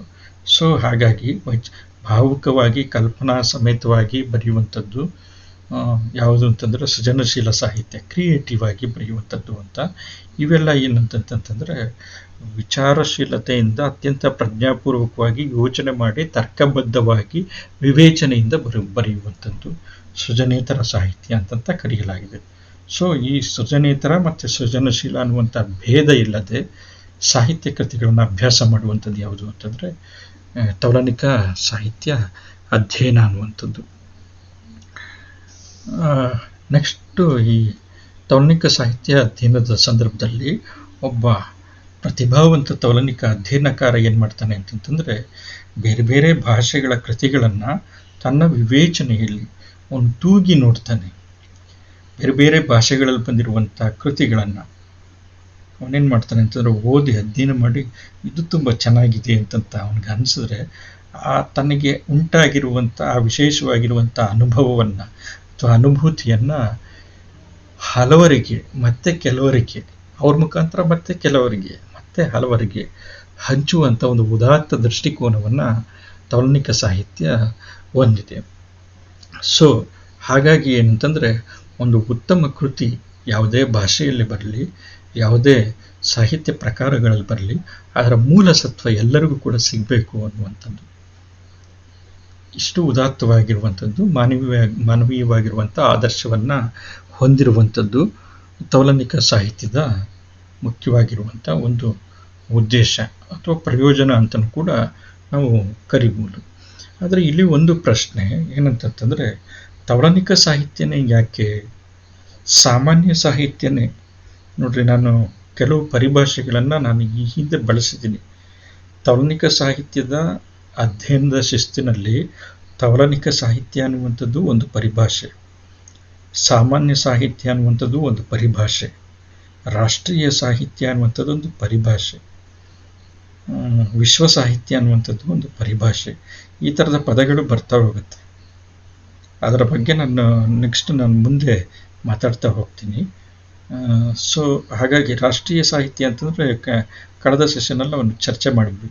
ಇಡೀ ರಾಷ್ಟ್ರಕ್ಕೆ ಸಂಬಂಧಪಟ್ಟಂಗೆ ಆದಿಯಿಂದ ಇದುವರೆಗೂ ಒಂದು ಮೂಲ ಸತ್ವ ಅನ್ನುವಂಥದ್ದೊಂದಿರುತ್ತೆ, ಒಂದು ಧಾರೆ ಅನ್ನುವಂಥದ್ದು ಪ್ರವಹಿಸಿರುತ್ತೆ. ಸೊ ಮತ್ತೆ ಅದು ಆ ರಾಷ್ಟ್ರದ ಮೂಲ ಧಾತು ಆಗಿರುತ್ತೆ. ಅದನ್ನು ರಾಷ್ಟ್ರೀಯ ಸಾಹಿತ್ಯ ಅಂತ ನಾವು ಕರಿತೀವಿ. ಪರಂಪರೆಯಿಂದ ಬಂದಿರುವಂಥದ್ದು ಅನ್ನುವಂಥದ್ದು. ಆ ಉದ್ದಕ್ಕೂ ಕೂಡ ಕೆಲವು ತತ್ವಗಳನ್ನು, ಕೆಲವು ವಿಚಾರಗಳನ್ನು ಪ್ರತಿಪಾದಿಸ್ಕೊಂಡು ಬಂದಿರುತ್ತೆ. ಅಂಥದ್ದನ್ನು ರಾಷ್ಟ್ರೀಯ ಸಾಹಿತ್ಯ ಅಂತ ಕರೀತಾರೆ ಅಂತ ನಾವು ಕಳೆದ ಸೆಷನ್ನಲ್ಲಿ ನಾವು ಚರ್ಚೆ ಮಾಡಿದ್ವಿ.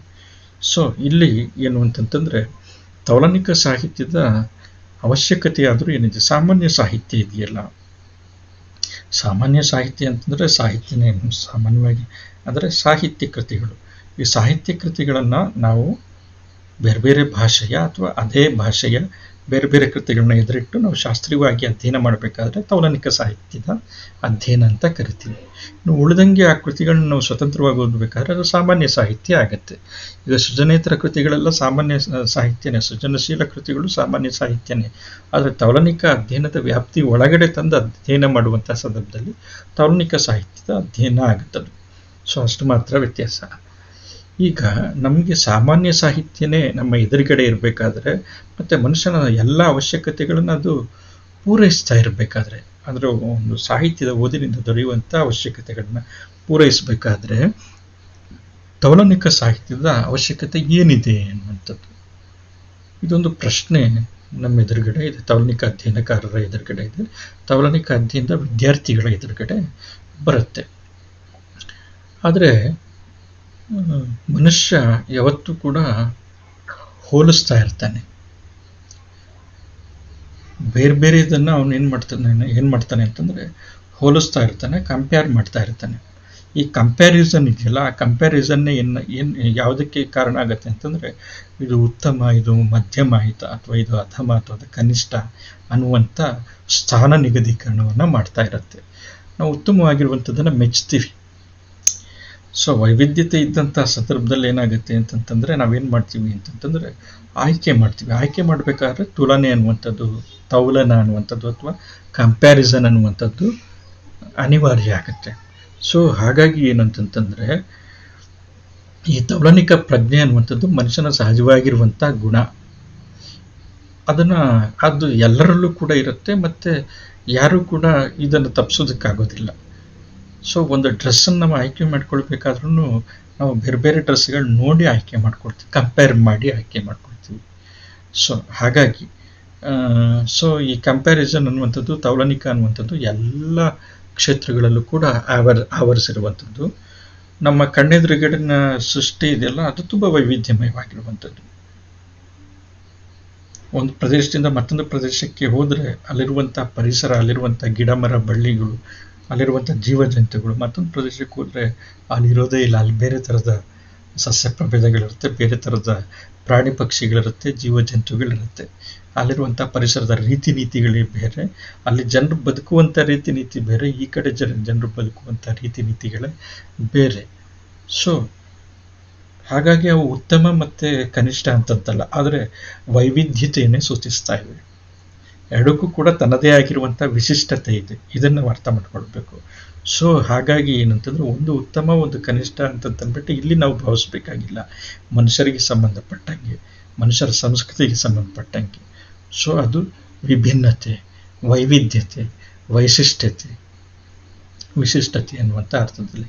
ಸೊ ಅದರಿಂದ ಏನಾಗುತ್ತೆ ಅಂತಂತಂದರೆ ಶ್ರೀಮಂತಿಕೆ ಅನ್ನುವಂಥದ್ದು ಆ ಪ್ರದೇಶದಲ್ಲಿ ಕಂಡು ಬರುತ್ತೆ. ಒಂದು ಸಂಸ್ಕೃತಿ ಇರುವಂಥ ಕಡೆ ಎರಡು ಸಂಸ್ಕೃತಿ ಅಸ್ತಿತ್ವದಲ್ಲಿದೆ ಅಂತಂತಂದರೆ ಅದೊಂದು ಶ್ರೀಮಂತಿಕೆ, ಸಂಸ್ಕೃತಿ ಶ್ರೀಮಂತಿಕೆ. ಎರಡು ಥರದ ಆಲೋಚನೆಗಳಿದೆ ಅಂತಂದರೆ ಆಲೋಚನೆಗಳ ಶ್ರೀಮಂತಿಕೆ.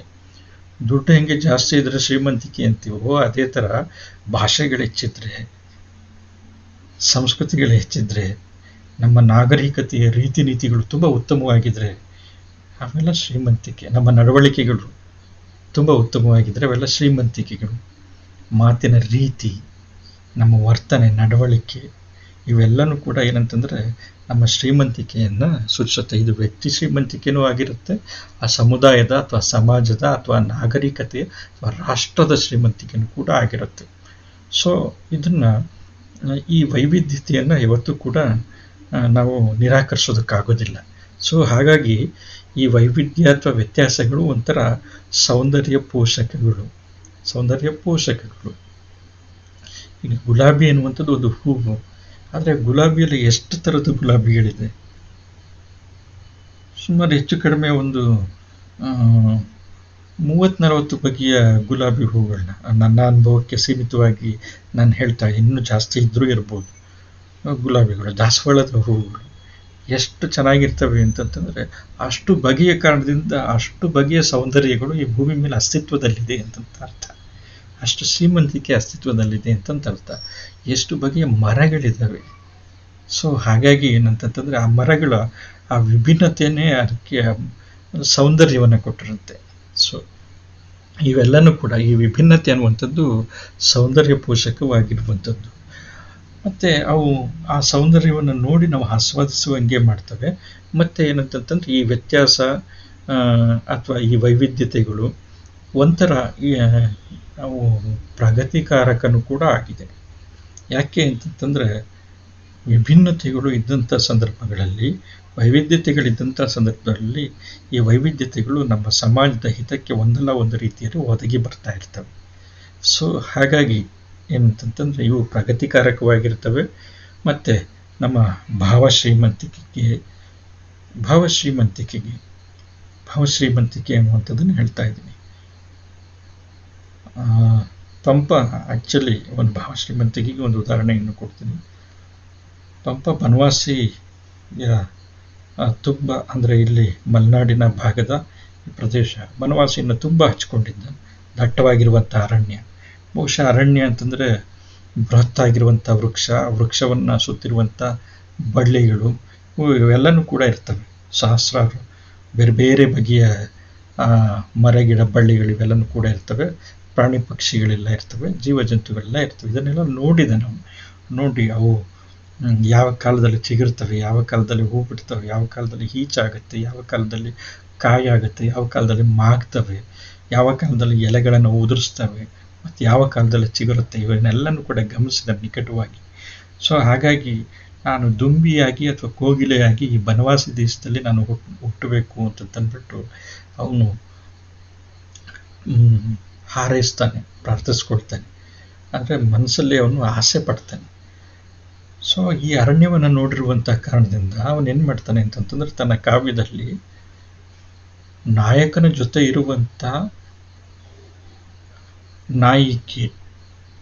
ನಾಯಿಕೆ ಅಂತಂತಂದರೆ ಕಥಾನಾಯಕಿ, ಈ ಕಥಾನಾಯಕಿಯನ್ನು ಮರವನ್ನು ಆಶ್ರಯಿಸಿ ಸುತ್ತುವರೆದಿರುವಂಥ ಬಳ್ಳಿಯ ರೀತಿ ಇದ್ಲು ಅಂತಂತ ಹೇಳ್ತಾನೆ. ನೋಡ್ರಿ, ಅದು ಅವನಿಗೆ ಆ ಕಲ್ಪನೆ ಎಲ್ಲಿಂದ ಬಂತು? ಆ ಕಲ್ಪನೆ ಅವನಿಗೆ ಬಂದಿದ್ದು, ಆ ಭಾವ ಶ್ರೀಮಂತಿಕೆ ಬಂದಿದ್ದು ಎಲ್ಲಿಂದ ಅಂತಂದರೆ ಅವನು ಆ ಬನವಾಸಿ ದೇಶದ ಆ ಕಾಡನ್ನು ನೋಡಿದ್ದಾನೆ, ಆ ಕಾಡನ್ನು ಸುತ್ತುವರೆದಿದ್ದಾನೆ, ಆ ಕಾಡನ್ನು ಬಹುಶಃ ಆ ಕಾಡಿನ ಮರವನ್ನು ಮುಟ್ಟಿದ್ದಾನೆ, ಬಳ್ಳಿಯನ್ನು ಮುಟ್ಟಿದ್ದಾನೆ, ಅದನ್ನು ಆಸ್ವಾದಿಸಿದ್ದಾನೆ, ಅದರ ಸೌಂದರ್ಯವನ್ನು. ಸೊ ಇವೆಲ್ಲನೂ ಕೂಡ ಏನಾಗುತ್ತೆ ಅಂತಂತಂದರೆ ಸೌಂದರ್ಯ ಪೋಷಕವಾಗುತ್ತೆ, ಮನೋಭಿತ್ತಿಯಲ್ಲಿ ಉಳಿಯುತ್ತೆ, ನಮ್ಮ ಭಾವ ಶ್ರೀಮಂತಿಕೆಗೆ ಕಾರಣ ಆಗುತ್ತೆ. ಸೊ ಹಾಗಾಗಿ ಇವು ಜ್ಞಾನಕ್ಕೆ ಜ್ಞಾನ ಸಂಪತ್ತಿನ ವೃದ್ಧಿಗೆ, ಭಾವ ಶ್ರೀಮಂತಿಕೆಗೆ ಈ ವೈವಿಧ್ಯತೆ ಅನ್ನುವಂಥದ್ದು ಮೂಲ ಆಗುತ್ತೆ. ಸೊ ಹಾಗಾಗಿ ಈ ವೈವಿಧ್ಯತೆಗಳ ಅಂತರಾಳದಲ್ಲಿ ಸರ್ವ ಮಾನವ ಸಾಧಾರಣವಾಗಿರುವಂಥ, ಎಲ್ಲ ಮನುಷ್ಯರಲ್ಲಿ ಸಾಧಾರಣವಾಗಿರುವಂಥ ಹಲವು ಮಾನವೀಯವಾಗಿರುವಂಥ ಗುಣಗಳು ಕೂಡ ಇರುತ್ತೆ. ವೈವಿಧ್ಯತೆ, ಬೇರೆ ಬೇರೆ ಭಾಷೆಯನ್ನಾಡುವಂಥ ಜನರು, ಬೇರೆ ಬೇರೆ ಧರ್ಮದ ಜನರು, ಬೇರೆ ಬೇರೆ ಪ್ರದೇಶಗಳ ಜನರು, ಬೇರೆ ಬೇರೆ ರಾಷ್ಟ್ರದ ಜನರು, ಎಲ್ಲರಲ್ಲೂ ಕೂಡ ಸಹನೆ ಇದೆ, ಎಲ್ಲರಲ್ಲೂ ಕೂಡ ಹೊಂದ್ಕೊಂಡು ಬಾಳುವಂಥ ಗುಣ ಇದೆ, ಎಲ್ಲರಲ್ಲೂ ಕೂಡ ದ್ವೇಷ ಇದೆ. ನೋಡ್ರಿ, ಇವೆಲ್ಲ ಮಾನವೀಯವಾಗಿರುವಂಥ ಗುಣಗಳೇ ಇವೆಲ್ಲನೂ ಕೂಡ. ಕಷ್ಟ ಬಂದಂಥ ಸಂದರ್ಭದಲ್ಲಿ ಕೆಲವೊಂದು ಸತಿ ಶತ್ರುಗಳ ಥರ ಇರುವಂಥವರು ಕೂಡ ಕಷ್ಟ ಸುಖವನ್ನು ವಿಚಾರಿಸುವಂಥ ಸಂದರ್ಭ ಒದಗಿ ಬರುತ್ತೆ. ಸೊ ಇಂಥವು ಪರಿಸ್ಥಿತಿಗಳಿದೆಯಲ್ಲ, ಮನುಷ್ಯ ಒಂದೇ ಥರ ಇರೋದೇ ಇಲ್ಲ. ಸೊ ಹಾಗಾಗಿ ಏನು ಅಂತಂದರೆ, ಮಾನವೀಯವಾಗಿರುವಂಥ ದ್ವೇಷ, ಮತ್ಸರ ಇವೆಲ್ಲ ಎಷ್ಟು ಸಹಜನೋ, ಕೋಪ ಎಷ್ಟು ಸಹಜನೋ ಮನುಷ್ಯನಿಗೆ, ಸಹನೆ, ಹೊಂದಿಕೊಂಡು ಬಾಳುವಂಥದ್ದು, ಆಮೇಲೆ ಸಮರಸದಿಂದ ಬಾಳುವಂಥದ್ದು, ಸಹಕಾರ ಕೊಡುವಂಥದ್ದು, ದುಡಿದು ಕಷ್ಟಪಟ್ಟು ದುಡಿದು ಹಂಚಿಕೊಳ್ಳುವಂಥದ್ದು, ಇಂಥದ್ದೆಲ್ಲ ಇದೆಯಲ್ಲ, ಇವೆಲ್ಲ ಒಂಥರದ ಕಷ್ಟ ಸಾಧ್ಯವಾಗಿರುವಂಥ ಸಂಗತಿಗಳೇ. ಆದರೆ ಅನಿವಾರ್ಯ ಸಂದರ್ಭದಲ್ಲಿ ಮನುಷ್ಯ ಏನು ಮಾಡ್ತಾನೆ ಅಂತಂದರೆ ಇದನ್ನೆಲ್ಲ ಮಾಡ್ತಾನೆ. ಇವತ್ತಿನ ಸಂಕಷ್ಟದ ಸಂದರ್ಭದಲ್ಲಿ, ಕೊರೋನಾದಂಥ ಸಂಕಷ್ಟದ ಸಂದರ್ಭದಲ್ಲಿ ಹಲವಾರು ಸಂಘ ಸಂಸ್ಥೆಗಳು ಮತ್ತು ವೈಯಕ್ತಿಕವಾಗಿ ಕೆಲವು ವ್ಯಕ್ತಿಗಳು ಸುಮಾರು ಜನರಿಗೆ ನೆರವನ್ನು ಕೊಡ್ತಾ ಇದ್ದಾರೆ, ಬಹುತೇಕ ಜನರಿಗೆ ಸಹಾಯವನ್ನು ಮಾಡ್ತಾ ಇದ್ದಾರೆ, ಜೀವವನ್ನು ಉಳಿಸಿದ್ದಾರೆ. ಅದನ್ನು ಬೆಲೆ ಕಟ್ಟೋದಕ್ಕಾಗೋದಿಲ್ಲ. ಇವೆಲ್ಲ ಮಾನವೀಯವಾಗಿರುವಂಥ ಗುಣಗಳು.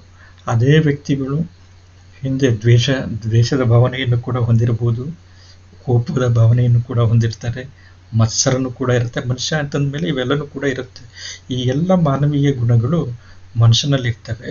ಈ ಮಾನವೀಯ ಗುಣಗಳ ಎಲ್ಲ ರೀತಿ ನೀತಿಗಳನ್ನು ಸಾಹಿತ್ಯ ಅಭಿವ್ಯಕ್ತಿಗೊಳಿಸುತ್ತೆ. ಮಾನವೀಯ ಗುಣಗಳ ಅಂದರೆ ಒಬ್ಬ ವ್ಯಕ್ತಿಯಲ್ಲಿರುವಂತಹ ದೊಡ್ಡತನ, ಅವ್ರು ಪ್ರತಿಭಾಶಾಲಿ ಕವಿಯಾಗಿದ್ದರೆ ಅದೇ ವ್ಯಕ್ತಿಯಲ್ಲಿರುವಂತಹ ಸಣ್ಣತನ, ಇವೆಲ್ಲನೂ ಕೂಡ ಒಟ್ಟಿಗೆ ಚಿತ್ರಿಸ್ತಾನೆ. ಆ ವ್ಯಕ್ತಿಯ ಎಲ್ಲ ಸಂಕೀರ್ಣತೆಗಳ ಜೊತೆಗೆ ಅಭಿವ್ಯಕ್ತಿಸ್ತಾನೆ.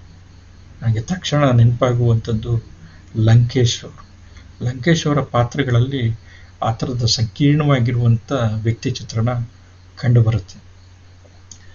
ಕುವೆಂಪು ಅವರ ಕಾದಂಬರಿಗಳಲ್ಲಿ ಕೂಡ ಆ ಥರದ ಉದಾತ್ತವಾಗಿರುವಂಥದ್ದು ಚಿತ್ರಣ ಕಂಡುಬರುತ್ತೆ. ಗುತ್ತಿ ಮತ್ತು ತಿಮ್ಮಿ ಅನ್ನುವಂಥ ಎರಡು ಪಾತ್ರಗಳು ಮಲೆಗಳಲ್ಲಿ ಮದುಮಗಳು ಕಾದಂಬರಿಯಲ್ಲಿ ಬರುತ್ತೆ. ಅವರಿಬ್ಬರು ಕೂಡ ಸಮಾಜದ ತಳವರ್ಗಕ್ಕೆ ಸಂಬಂಧಪಟ್ಟಿರುವಂಥವ್ರು. ಭಾವಶ್ರೀಮಂತಿಕೆ ಅವರಲ್ಲಿ ಇಲ್ಲ ಅಂತಂದ್ಬಿಟ್ಟು ಸಮಾಜ ಅಂದ್ಕೊಂಡಿರುತ್ತೆ. ಅದೇನಿದ್ರು ಕೂಡ ಶ್ರೇಷ್ಠ ವರ್ಗದವರಿಗೆ, ಶ್ರೇಷ್ಠ ಜಾತಿಯವರಿಗೆ ಮಾತ್ರ, ಉನ್ನತ ವರ್ಗದವರಿಗೆ ಮಾತ್ರ ಅಂತಂದ್ಬಿಟ್ಟು ಸಮಾಜ ಇವತ್ತಿಗೂ ಕೂಡ ನಂಬ್ಕೊಂಡಿದೆ. ಸೊ ಆ ಸಂದರ್ಭದಲ್ಲಿ ಅವರಿಬ್ಬರು ಕೂಡ ಓಡೋಗಿರ್ತಾರೆ ಮದುವೆ ಆಗೋದಕ್ಕೆ, ಬೆಟ್ಟದ ಮೇಲೆ ಹೋಗಿರ್ತಾರೆ. ರಾತ್ರಿ ಅಲ್ಲೇ ಕಳೀತಾರೆ. ಮರುದಿನ ಬೆಳಿಗ್ಗೆ ಆ ಬೆಟ್ಟದ ಪೂರ್ತಿ ದಟ್ಟವಾಗಿರುವಂಥ, ಬಿಳಿಯಾಗಿರುವಂಥ, ಹತ್ತಿಯ ಥರ ಇರುವಂಥ ಮೋಡ ಆವರಿಸಿರುತ್ತೆ. ಸೂರ್ಯ ಅದೇ ಸಂದರ್ಭದಲ್ಲಿ ಉದಯಿಸ್ತಾನೆ. ತಿಮ್ಮಿ ತಕ್ಷಣ ಅನಾಗರಿಕಳಾಗಿರುವಂಥ ವೃಕ್ಷ ಸಂಸ್ಕೃತಿಯ, ಅಂದರೆ ವೃಕ್ಷ ಅಂದರೆ ತುಂಬ ಸೂಕ್ಷ್ಮ ಅಲ್ಲದ ಅನ್ನುವಂಥದ್ದು. ಆ ಹೆಣ್ಮಗಳು ಕೂಡ ಈ ಕುವೆಂಪು ಹೇಳುವಂಥ ಮಾತು, ಹೆಣ್ಮಗಳು ಕೂಡ ಸೂರ್ಯೋದಯವನ್ನು ನೋಡ್ಬಿಟ್ಟು ಭಾವ ಅಂತಂತ ಹೇಳ್ತಾಳೆ. ಯಾರಿಗೆ? ಗುತ್ತಿ ಅನ್ಕೊಂಡು ಆಗಲಿ ಹೇಳ್ತಾ ಇರ್ತಾನೆ. ಆ ಸಂದರ್ಭದಲ್ಲಿ ಈ ಭಾವಶ್ರೀಮಂತಿಕೆಗೆ ತಿಮ್ಮಿಗೆ ಹೆಂಗೆ ಬಂತು? ಆ ಕ್ಷಣದಲ್ಲಿ ಬಂತು. ಆದರೆ ಹೆಂಗೆ ಅವಳಲ್ಲಿ ಅದು ಆ ಮನಸ್ಸಿನಲ್ಲಿ ಉದ್ಭವ ಆಯಿತು ಅನ್ನುವಂಥದ್ದು. ಎಲ್ಲ ಮನುಷ್ಯರಲ್ಲೂ ಕೂಡ ಈ ಥರದ, ಅಂದರೆ ಸಂಕೀರ್ಣವಾಗಿರುವಂಥ ಮನಸ್ಸಿನ ಸ್ಥಿತಿ, ಅದರಲ್ಲಿ ಒರಟುತನ ಇರುತ್ತೆ, ನಯವಂತಿಕೆ ಇರುತ್ತೆ. ಸಂದರ್ಭ ಬಂದಾಗ ಅವು ಮೇಲುಗಡೆ ಬರ್ತವೆ. ಆದರ್ಶ ಇರುತ್ತೆ, ಆದರ್ಶದಿಂದ ಜಾರಿ ಬೀಳುವಂಥದ್ದು ಕೂಡ ಇರುತ್ತೆ. ಸೂಕ್ಷ್ಮವಂತಿಕೆ ಇರುತ್ತೆ, ಕಲಾವಂತಿಕೆ ಇರುತ್ತೆ, ಪರಿಸರ ಪ್ರಜ್ಞೆ ಇರುತ್ತೆ, ಪರಿಸರವನ್ನು ನೋಡಿ ಆಸ್ವಾದಿಸುವಂಥ ಗುಣ ಇರುತ್ತೆ. ತಿಮ್ಮಿ ಥರ ಅದೇ ಪರಿಸರವನ್ನು ದಿನನೂ ನೋಡ್ತಾ ಇರ್ತಾಳೆ. ಆದರೆ ಆ ಬೆಟ್ಟದ ಮೇಲಿಂದ ಅವತ್ತು ನೋಡುವಂಥದ್ದು ಅವಳಿಗೆ ವಿಶೇಷ. ಸೊ ಹಾಗಾಗಿ ಈ ಥರದ ಪ್ರಜ್ಞೆಗಳು, ಸೊ ಈ ಬಗ್ಗೆ ಸಂಕೀರ್ಣವಾಗಿರುವಂಥದ್ದು ವೈವಿಧ್ಯತೆ ಇದ್ದಂಥ ಸಂದರ್ಭದಲ್ಲಿ ಸಾಧ್ಯ ಆಗುತ್ತೆ. ವಿವಿಧ ಜನಾಂಗಗಳ ಭಾಷೆ, ಅವರ ವೇಷಭೂಷಣ, ಆಮೇಲೆ ಅವರ ಜೀವನ ವಿಧಾನಗಳು, ಅವರ ಸಂಪ್ರದಾಯಗಳು, ನಂಬಿಕೆಗಳು ಇವೆಲ್ಲನೂ ಕೂಡ ಭಿನ್ನ ಭಿನ್ನವಾಗಿರುತ್ತೆ. ಆದರೆ ತೌಲನಿಕ ಸಾಹಿತ್ಯ ಏನು ಮಾಡುತ್ತೆ ಅಂತಂದರೆ ಈ ಎಲ್ಲ ಬಗೆಯ ವಿಭಿನ್ನತೆಗಳನ್ನು ತನ್ನ ಸಾಹಿತ್ಯದಲ್ಲಿ ಅದು ಒಳಗೊಳ್ಳುವಂಗೆ ಮಾಡುತ್ತೆ. ಸಾಹಿತ್ಯ ಕೃತಿಗಳಲ್ಲಿ ಅದು ಒಟ್ಟಿಗೆ ತರುತ್ತೆ. ಸೊ ತೌಲನಿಕ ಸಾಹಿತ್ಯದ ಅಧ್ಯಯನ ಮಾಡುವಂಥ ತೌಲನಿಕ ಸಾಹಿತ್ಯದ ವಿದ್ಯಾರ್ಥಿಗಳಾಗಿರುವಂಥ ನಾವು ಆಯಾ ಜನಾಂಗಗಳ ಜೀವನ ವಿಧಾನ, ಸಂಪ್ರದಾಯ, ನಂಬಿಕೆ, ವೇಷಭೂಷಣ, ಭಾಷೆ ಇವನ್ನೆಲ್ಲನೂ ಕೂಡ ನಾವು ಪರಿಚಯ ಮಾಡ್ಕೊಳ್ತೀವಿ. ಇವನ್ನೆಲ್ಲನೂ ಕೂಡ ನಾವು ಏನು ಮಾಡ್ತೀವಿ ಅಂತಂದರೆ ತುಂಬ ಸಹಾನುಭೂತಿಯಿಂದ ನಾವು ಗ್ರಹಿಸ್ತೀವಿ. ಸೊ ಆಗ ನಮಗೇನಾಗುತ್ತೆ ಅಂತಂತಂದರೆ ನಮ್ಮ ಬಗೆಗೆ ನಮಗಿರುವಂಥ ಒಂದು ಚಿತ್ರಣ ಇರುತ್ತಲ್ಲ, ಅಂದರೆ ಸೀಮಿತವಾಗಿರುವಂಥ ಚಿತ್ರಣ, ಈ ಚಿತ್ರಣ ಏನಾಗುತ್ತೆ ಅಂತಂತಂದರೆ ದೂರವಾಗ್ಬಿಟ್ಟು ಸಹಾನುಭೂತಿಯ, ಸಹಿಷ್ಣುತೆಯ, ಇದು ಅತ್ಯಂತ ಮುಖ್ಯವಾಗಿರುವಂಥ ಪದ, ಸಹಿಷ್ಣುತೆಯ, ಸಹಿಸುವಂಥ ಗುಣ ನಮ್ಮಲ್ಲಿ ಬರುತ್ತೆ. ಇದು ಇವತ್ತು ಬೇಕಾಗಿರುವಂಥದ್ದು ನಮಗೆ. ಕನ್ನಡದ ಮೊಟ್ಟ ಮೊದಲ ಕಾವ್ಯ ಕವಿರಾಜ ಮಾರ್ಗನು ಕೂಡ ಹೇಳ್ತಾ ಇರುವಂಥದ್ದು ಇದನ್ನು ಹಿಂದಿನ ಅಧಿವೇಶನದಲ್ಲಿ ಹೇಳಿದ್ದೆ. ವಚನಕಾರರು ಹೇಳ್ತಾ ಇರುವಂಥದ್ದು ಇವ ನಮ್ಮವ ಅನ್ನುವಂಥದ್ದನ್ನು ಅನಿಸು ಅಂತಂದ್ಬಿಟ್ಟು, ಅವನು ಬೇರೆಯವನು ಅಂತಂತಲ್ಲ, ನಮ್ಮವನು ಅನಿಸು ಅಂತ. ಸೊ ಇಂಥದ್ದನ್ನೆಲ್ಲ ಕ್ರಿಸ್ತ ಹೇಳುವಂಥದ್ದು. ನೀವು ಬೈಬಲನ್ನು ಓದಿದ್ರೆ ಅದರಲ್ಲಿ ಹೇಳ್ತಾ ಇರುವಂಥದ್ದು ಏನು ಅಂತಂದರೆ, ನಿನ್ನ ನೆರೆಯವನನ್ನು ನಿನ್ನಂತೆ ಪ್ರೀತಿಸು, ಅವನು ದೂರದವನಲ್ಲ, ನಿನ್ನವನು, ನಿನ್ನ ಥರನೇ ಮನುಷ್ಯನು, ಅಥವಾ ನಿನ್ನ ಥರನೇ ದೇವರ ಮಗ ಅವನು. ಕೃಷ್ಣನು ಕೂಡ ಹೇಳುವಂಥದ್ದು ಎಲ್ಲರೂ ಕೂಡ ನನ್ನ ಅಂಶದವರೇ ಭಗವದ್ಗೀತೆಯಲ್ಲಿ. ವಿಶ್ವರೂಪದ ಅವನು ತೋರಿದಂಥ ಸಂದರ್ಭದಲ್ಲಿ ಎಲ್ಲನೂ ಕೂಡ ರಾಕ್ಷಸರು, ಪ್ರಾಣಿಗಳು, ದೇವತೆಗಳು, ಮನುಷ್ಯರು ಎಲ್ಲರೂ ಕೂಡ ಅವನ ಅಂಶದವರೇ ಆಗಿದೆ. ಸರ್ವಂ ಖಲ್ವಿದಂ ಬ್ರಹ್ಮಂ ಅನ್ನುವಂಥದ್ದು ಇದೇ ಮಾತು. ಸೊ ಈ ಬಗ್ಗೆ ಎಲ್ಲ ಸಾಹಿತ್ಯಗಳನ್ನು ಅಭ್ಯಾಸ ಮಾಡಿದಂಥ ಸಂದರ್ಭದಲ್ಲಿ ಇವನ್ ಖುರಾನ್ ಅದರಲ್ಲೂ ಕೂಡ ಏನು ಅಂತಂದರೆ ಎಲ್ಲರೂ ಕೂಡ ನನ್ನ ಮಕ್ಕಳು ಅನ್ನುವಂಥ ಲೆಕ್ಕದಲ್ಲಿ ಹೇಳ್ತಾನೆ, ನನ್ನ ಅನುಯಾಯಿಗಳು ಅನ್ನುವಂಥ ಲೆಕ್ಕದಲ್ಲಿ ಯಾರು ಅಲ್ಲಾಹ್ ಹೇಳುವಂಥದ್ದು. ಸೊ ಹಾಗಾಗಿ ಏನು ಅಂತಂತಂದರೆ ಈ ಥರದ ಸಾಹಿತ್ಯ ಕೃತಿಗಳು, ಧಾರ್ಮಿಕ ಕೃತಿಗಳು, ಇವುಗಳ ಅಧ್ಯಯನದಿಂದ ನಮಗೆ ಸಹಿಷ್ಣುತೆಯ ಭಾವನೆ ಬರುತ್ತೆ, ಸಹನೆಯ ಭಾವನೆ ಬರುತ್ತೆ, ಹೊಂದಿಕೊಂಡು ಬಾಳುವಂಥ ಭಾವನೆ ಬರುತ್ತೆ, ಕೂಡಿ ಬಾಳುವಂಥ ಭಾವನೆ ಬರುತ್ತೆ. ನಾವೆಲ್ಲರೂ ಕೂಡ ಮನುಷ್ಯ ಸಮುದಾಯದವರು ಒಂದು ಅನ್ನುವಂಥ ಭಾವನೆ ಬರುತ್ತೆ. ಇವೆಲ್ಲ ತೌಲನಿಕ ಅಧ್ಯಯನದ ಕಾರಣದಿಂದ ಆಗುವಂಥದ್ದು. ಈ ಸಾಹಿತ್ಯ ಕೃತಿಗಳು ಬೇರೆ ಬೇರೆ ಪ್ರಕಾರಗಳಲ್ಲಿ ಇರ್ಬೋದು. ಅಲ್ಲಿರುವಂಥ ಕತೆ, ಕಾದಂಬರಿ, ನಾಟಕಗಳಲ್ಲಿ ಇವೆಲ್ಲನೂ ಕೂಡ ಏನಂತಂದರೆ ಈ ಬಗೆಯ ಸಂಪ್ರದಾಯಗಳು, ಈ ಬಗೆಯ ಧರ್ಮದ ಚಿತ್ರಣಗಳು, ಈ ಬಗೆಯ ಜೀವನ ವಿಧಾನ, ಈ ಥರದ ನಂಬಿಕೆಗಳು, ಬೇರೆ ಬೇರೆ ಜನ ಸಮುದಾಯದ ಈ ರೀತಿಯ ಆಚಾರ ವಿಚಾರಗಳು, ರೀತಿ ನೀತಿಗಳು ಇವೆಲ್ಲನೂ ಗೋಚರ ಆಗುತ್ತೆ. ಸಮುದಾಯದಲ್ಲಿರುವಂಥ ಅರೆಕೊರೆಗಳು, ಅನಿಷ್ಟಗಳು, ದುಷ್ಟ ಪದ್ಧತಿಗಳು, ಒಳ್ಳೆಯ ರೀತಿ ನೀತಿಗಳು, ಒಳ್ಳೆಯ ಸಂಪ್ರದಾಯಗಳು, ಒಳ್ಳೆಯ ಪದ್ಧತಿಗಳು ಎಲ್ಲನೂ ಕೂಡ ಏನಾಗುತ್ತೆ ಅಂತಂದರೆ ನಮ್ಮ ಕೈ ಅಳತೆಯಲ್ಲಿ ಸಿಗುತ್ತೆ ತೌಲನಿಕ ಸಾಹಿತ್ಯದ ಅಧ್ಯಯನದ ಕಾರಣದಿಂದ. ಸೊ ಹಾಗಾಗಿ ಜನರ ನೋವು, ನಲಿವು, ಧ್ಯೇಯ ಧೋರಣೆಗಳು, ಅವರ ಚೆಲುವು, ಅವರ ಚೇಷ್ಟೆ ಇವೆಲ್ಲನೂ ಕೂಡ ನಮಗೆ ತಿಳಿಯುತ್ತೆ. ಮನಸ್ಸು ತುಂಬ ಉದಾರ ಆಗುತ್ತೆ, ವಿಸ್ತಾರ ಆಗುತ್ತೆ, ನಮ್ಮ ಪ್ರಜ್ಞೆ ತುಂಬ ವಿಕಾಸಗೊಳ್ಳುತ್ತೆ. ಮನುಷ್ಯ ಜಾತಿ ತಾನು ಒಂದೇ ಒಲಂ ಅನ್ನುವಂಥದ್ದು ನಿಜವಾಗಿ ಅರಿವಿಗೆ ಬರುವಂಥದ್ದು. ಇಲ್ಲಂತಂದರೆ ಸಾಮಾನ್ಯವಾಗಿ ಕನ್ನಡದಲ್ಲಿ ಒಂದು ಮಾತಿದೆ, ಅಲ್ಪವಿದ್ಯಾ ಮಹಾಗರ್ವಿ ಅಂತಂದ್ಬಿಟ್ಟು,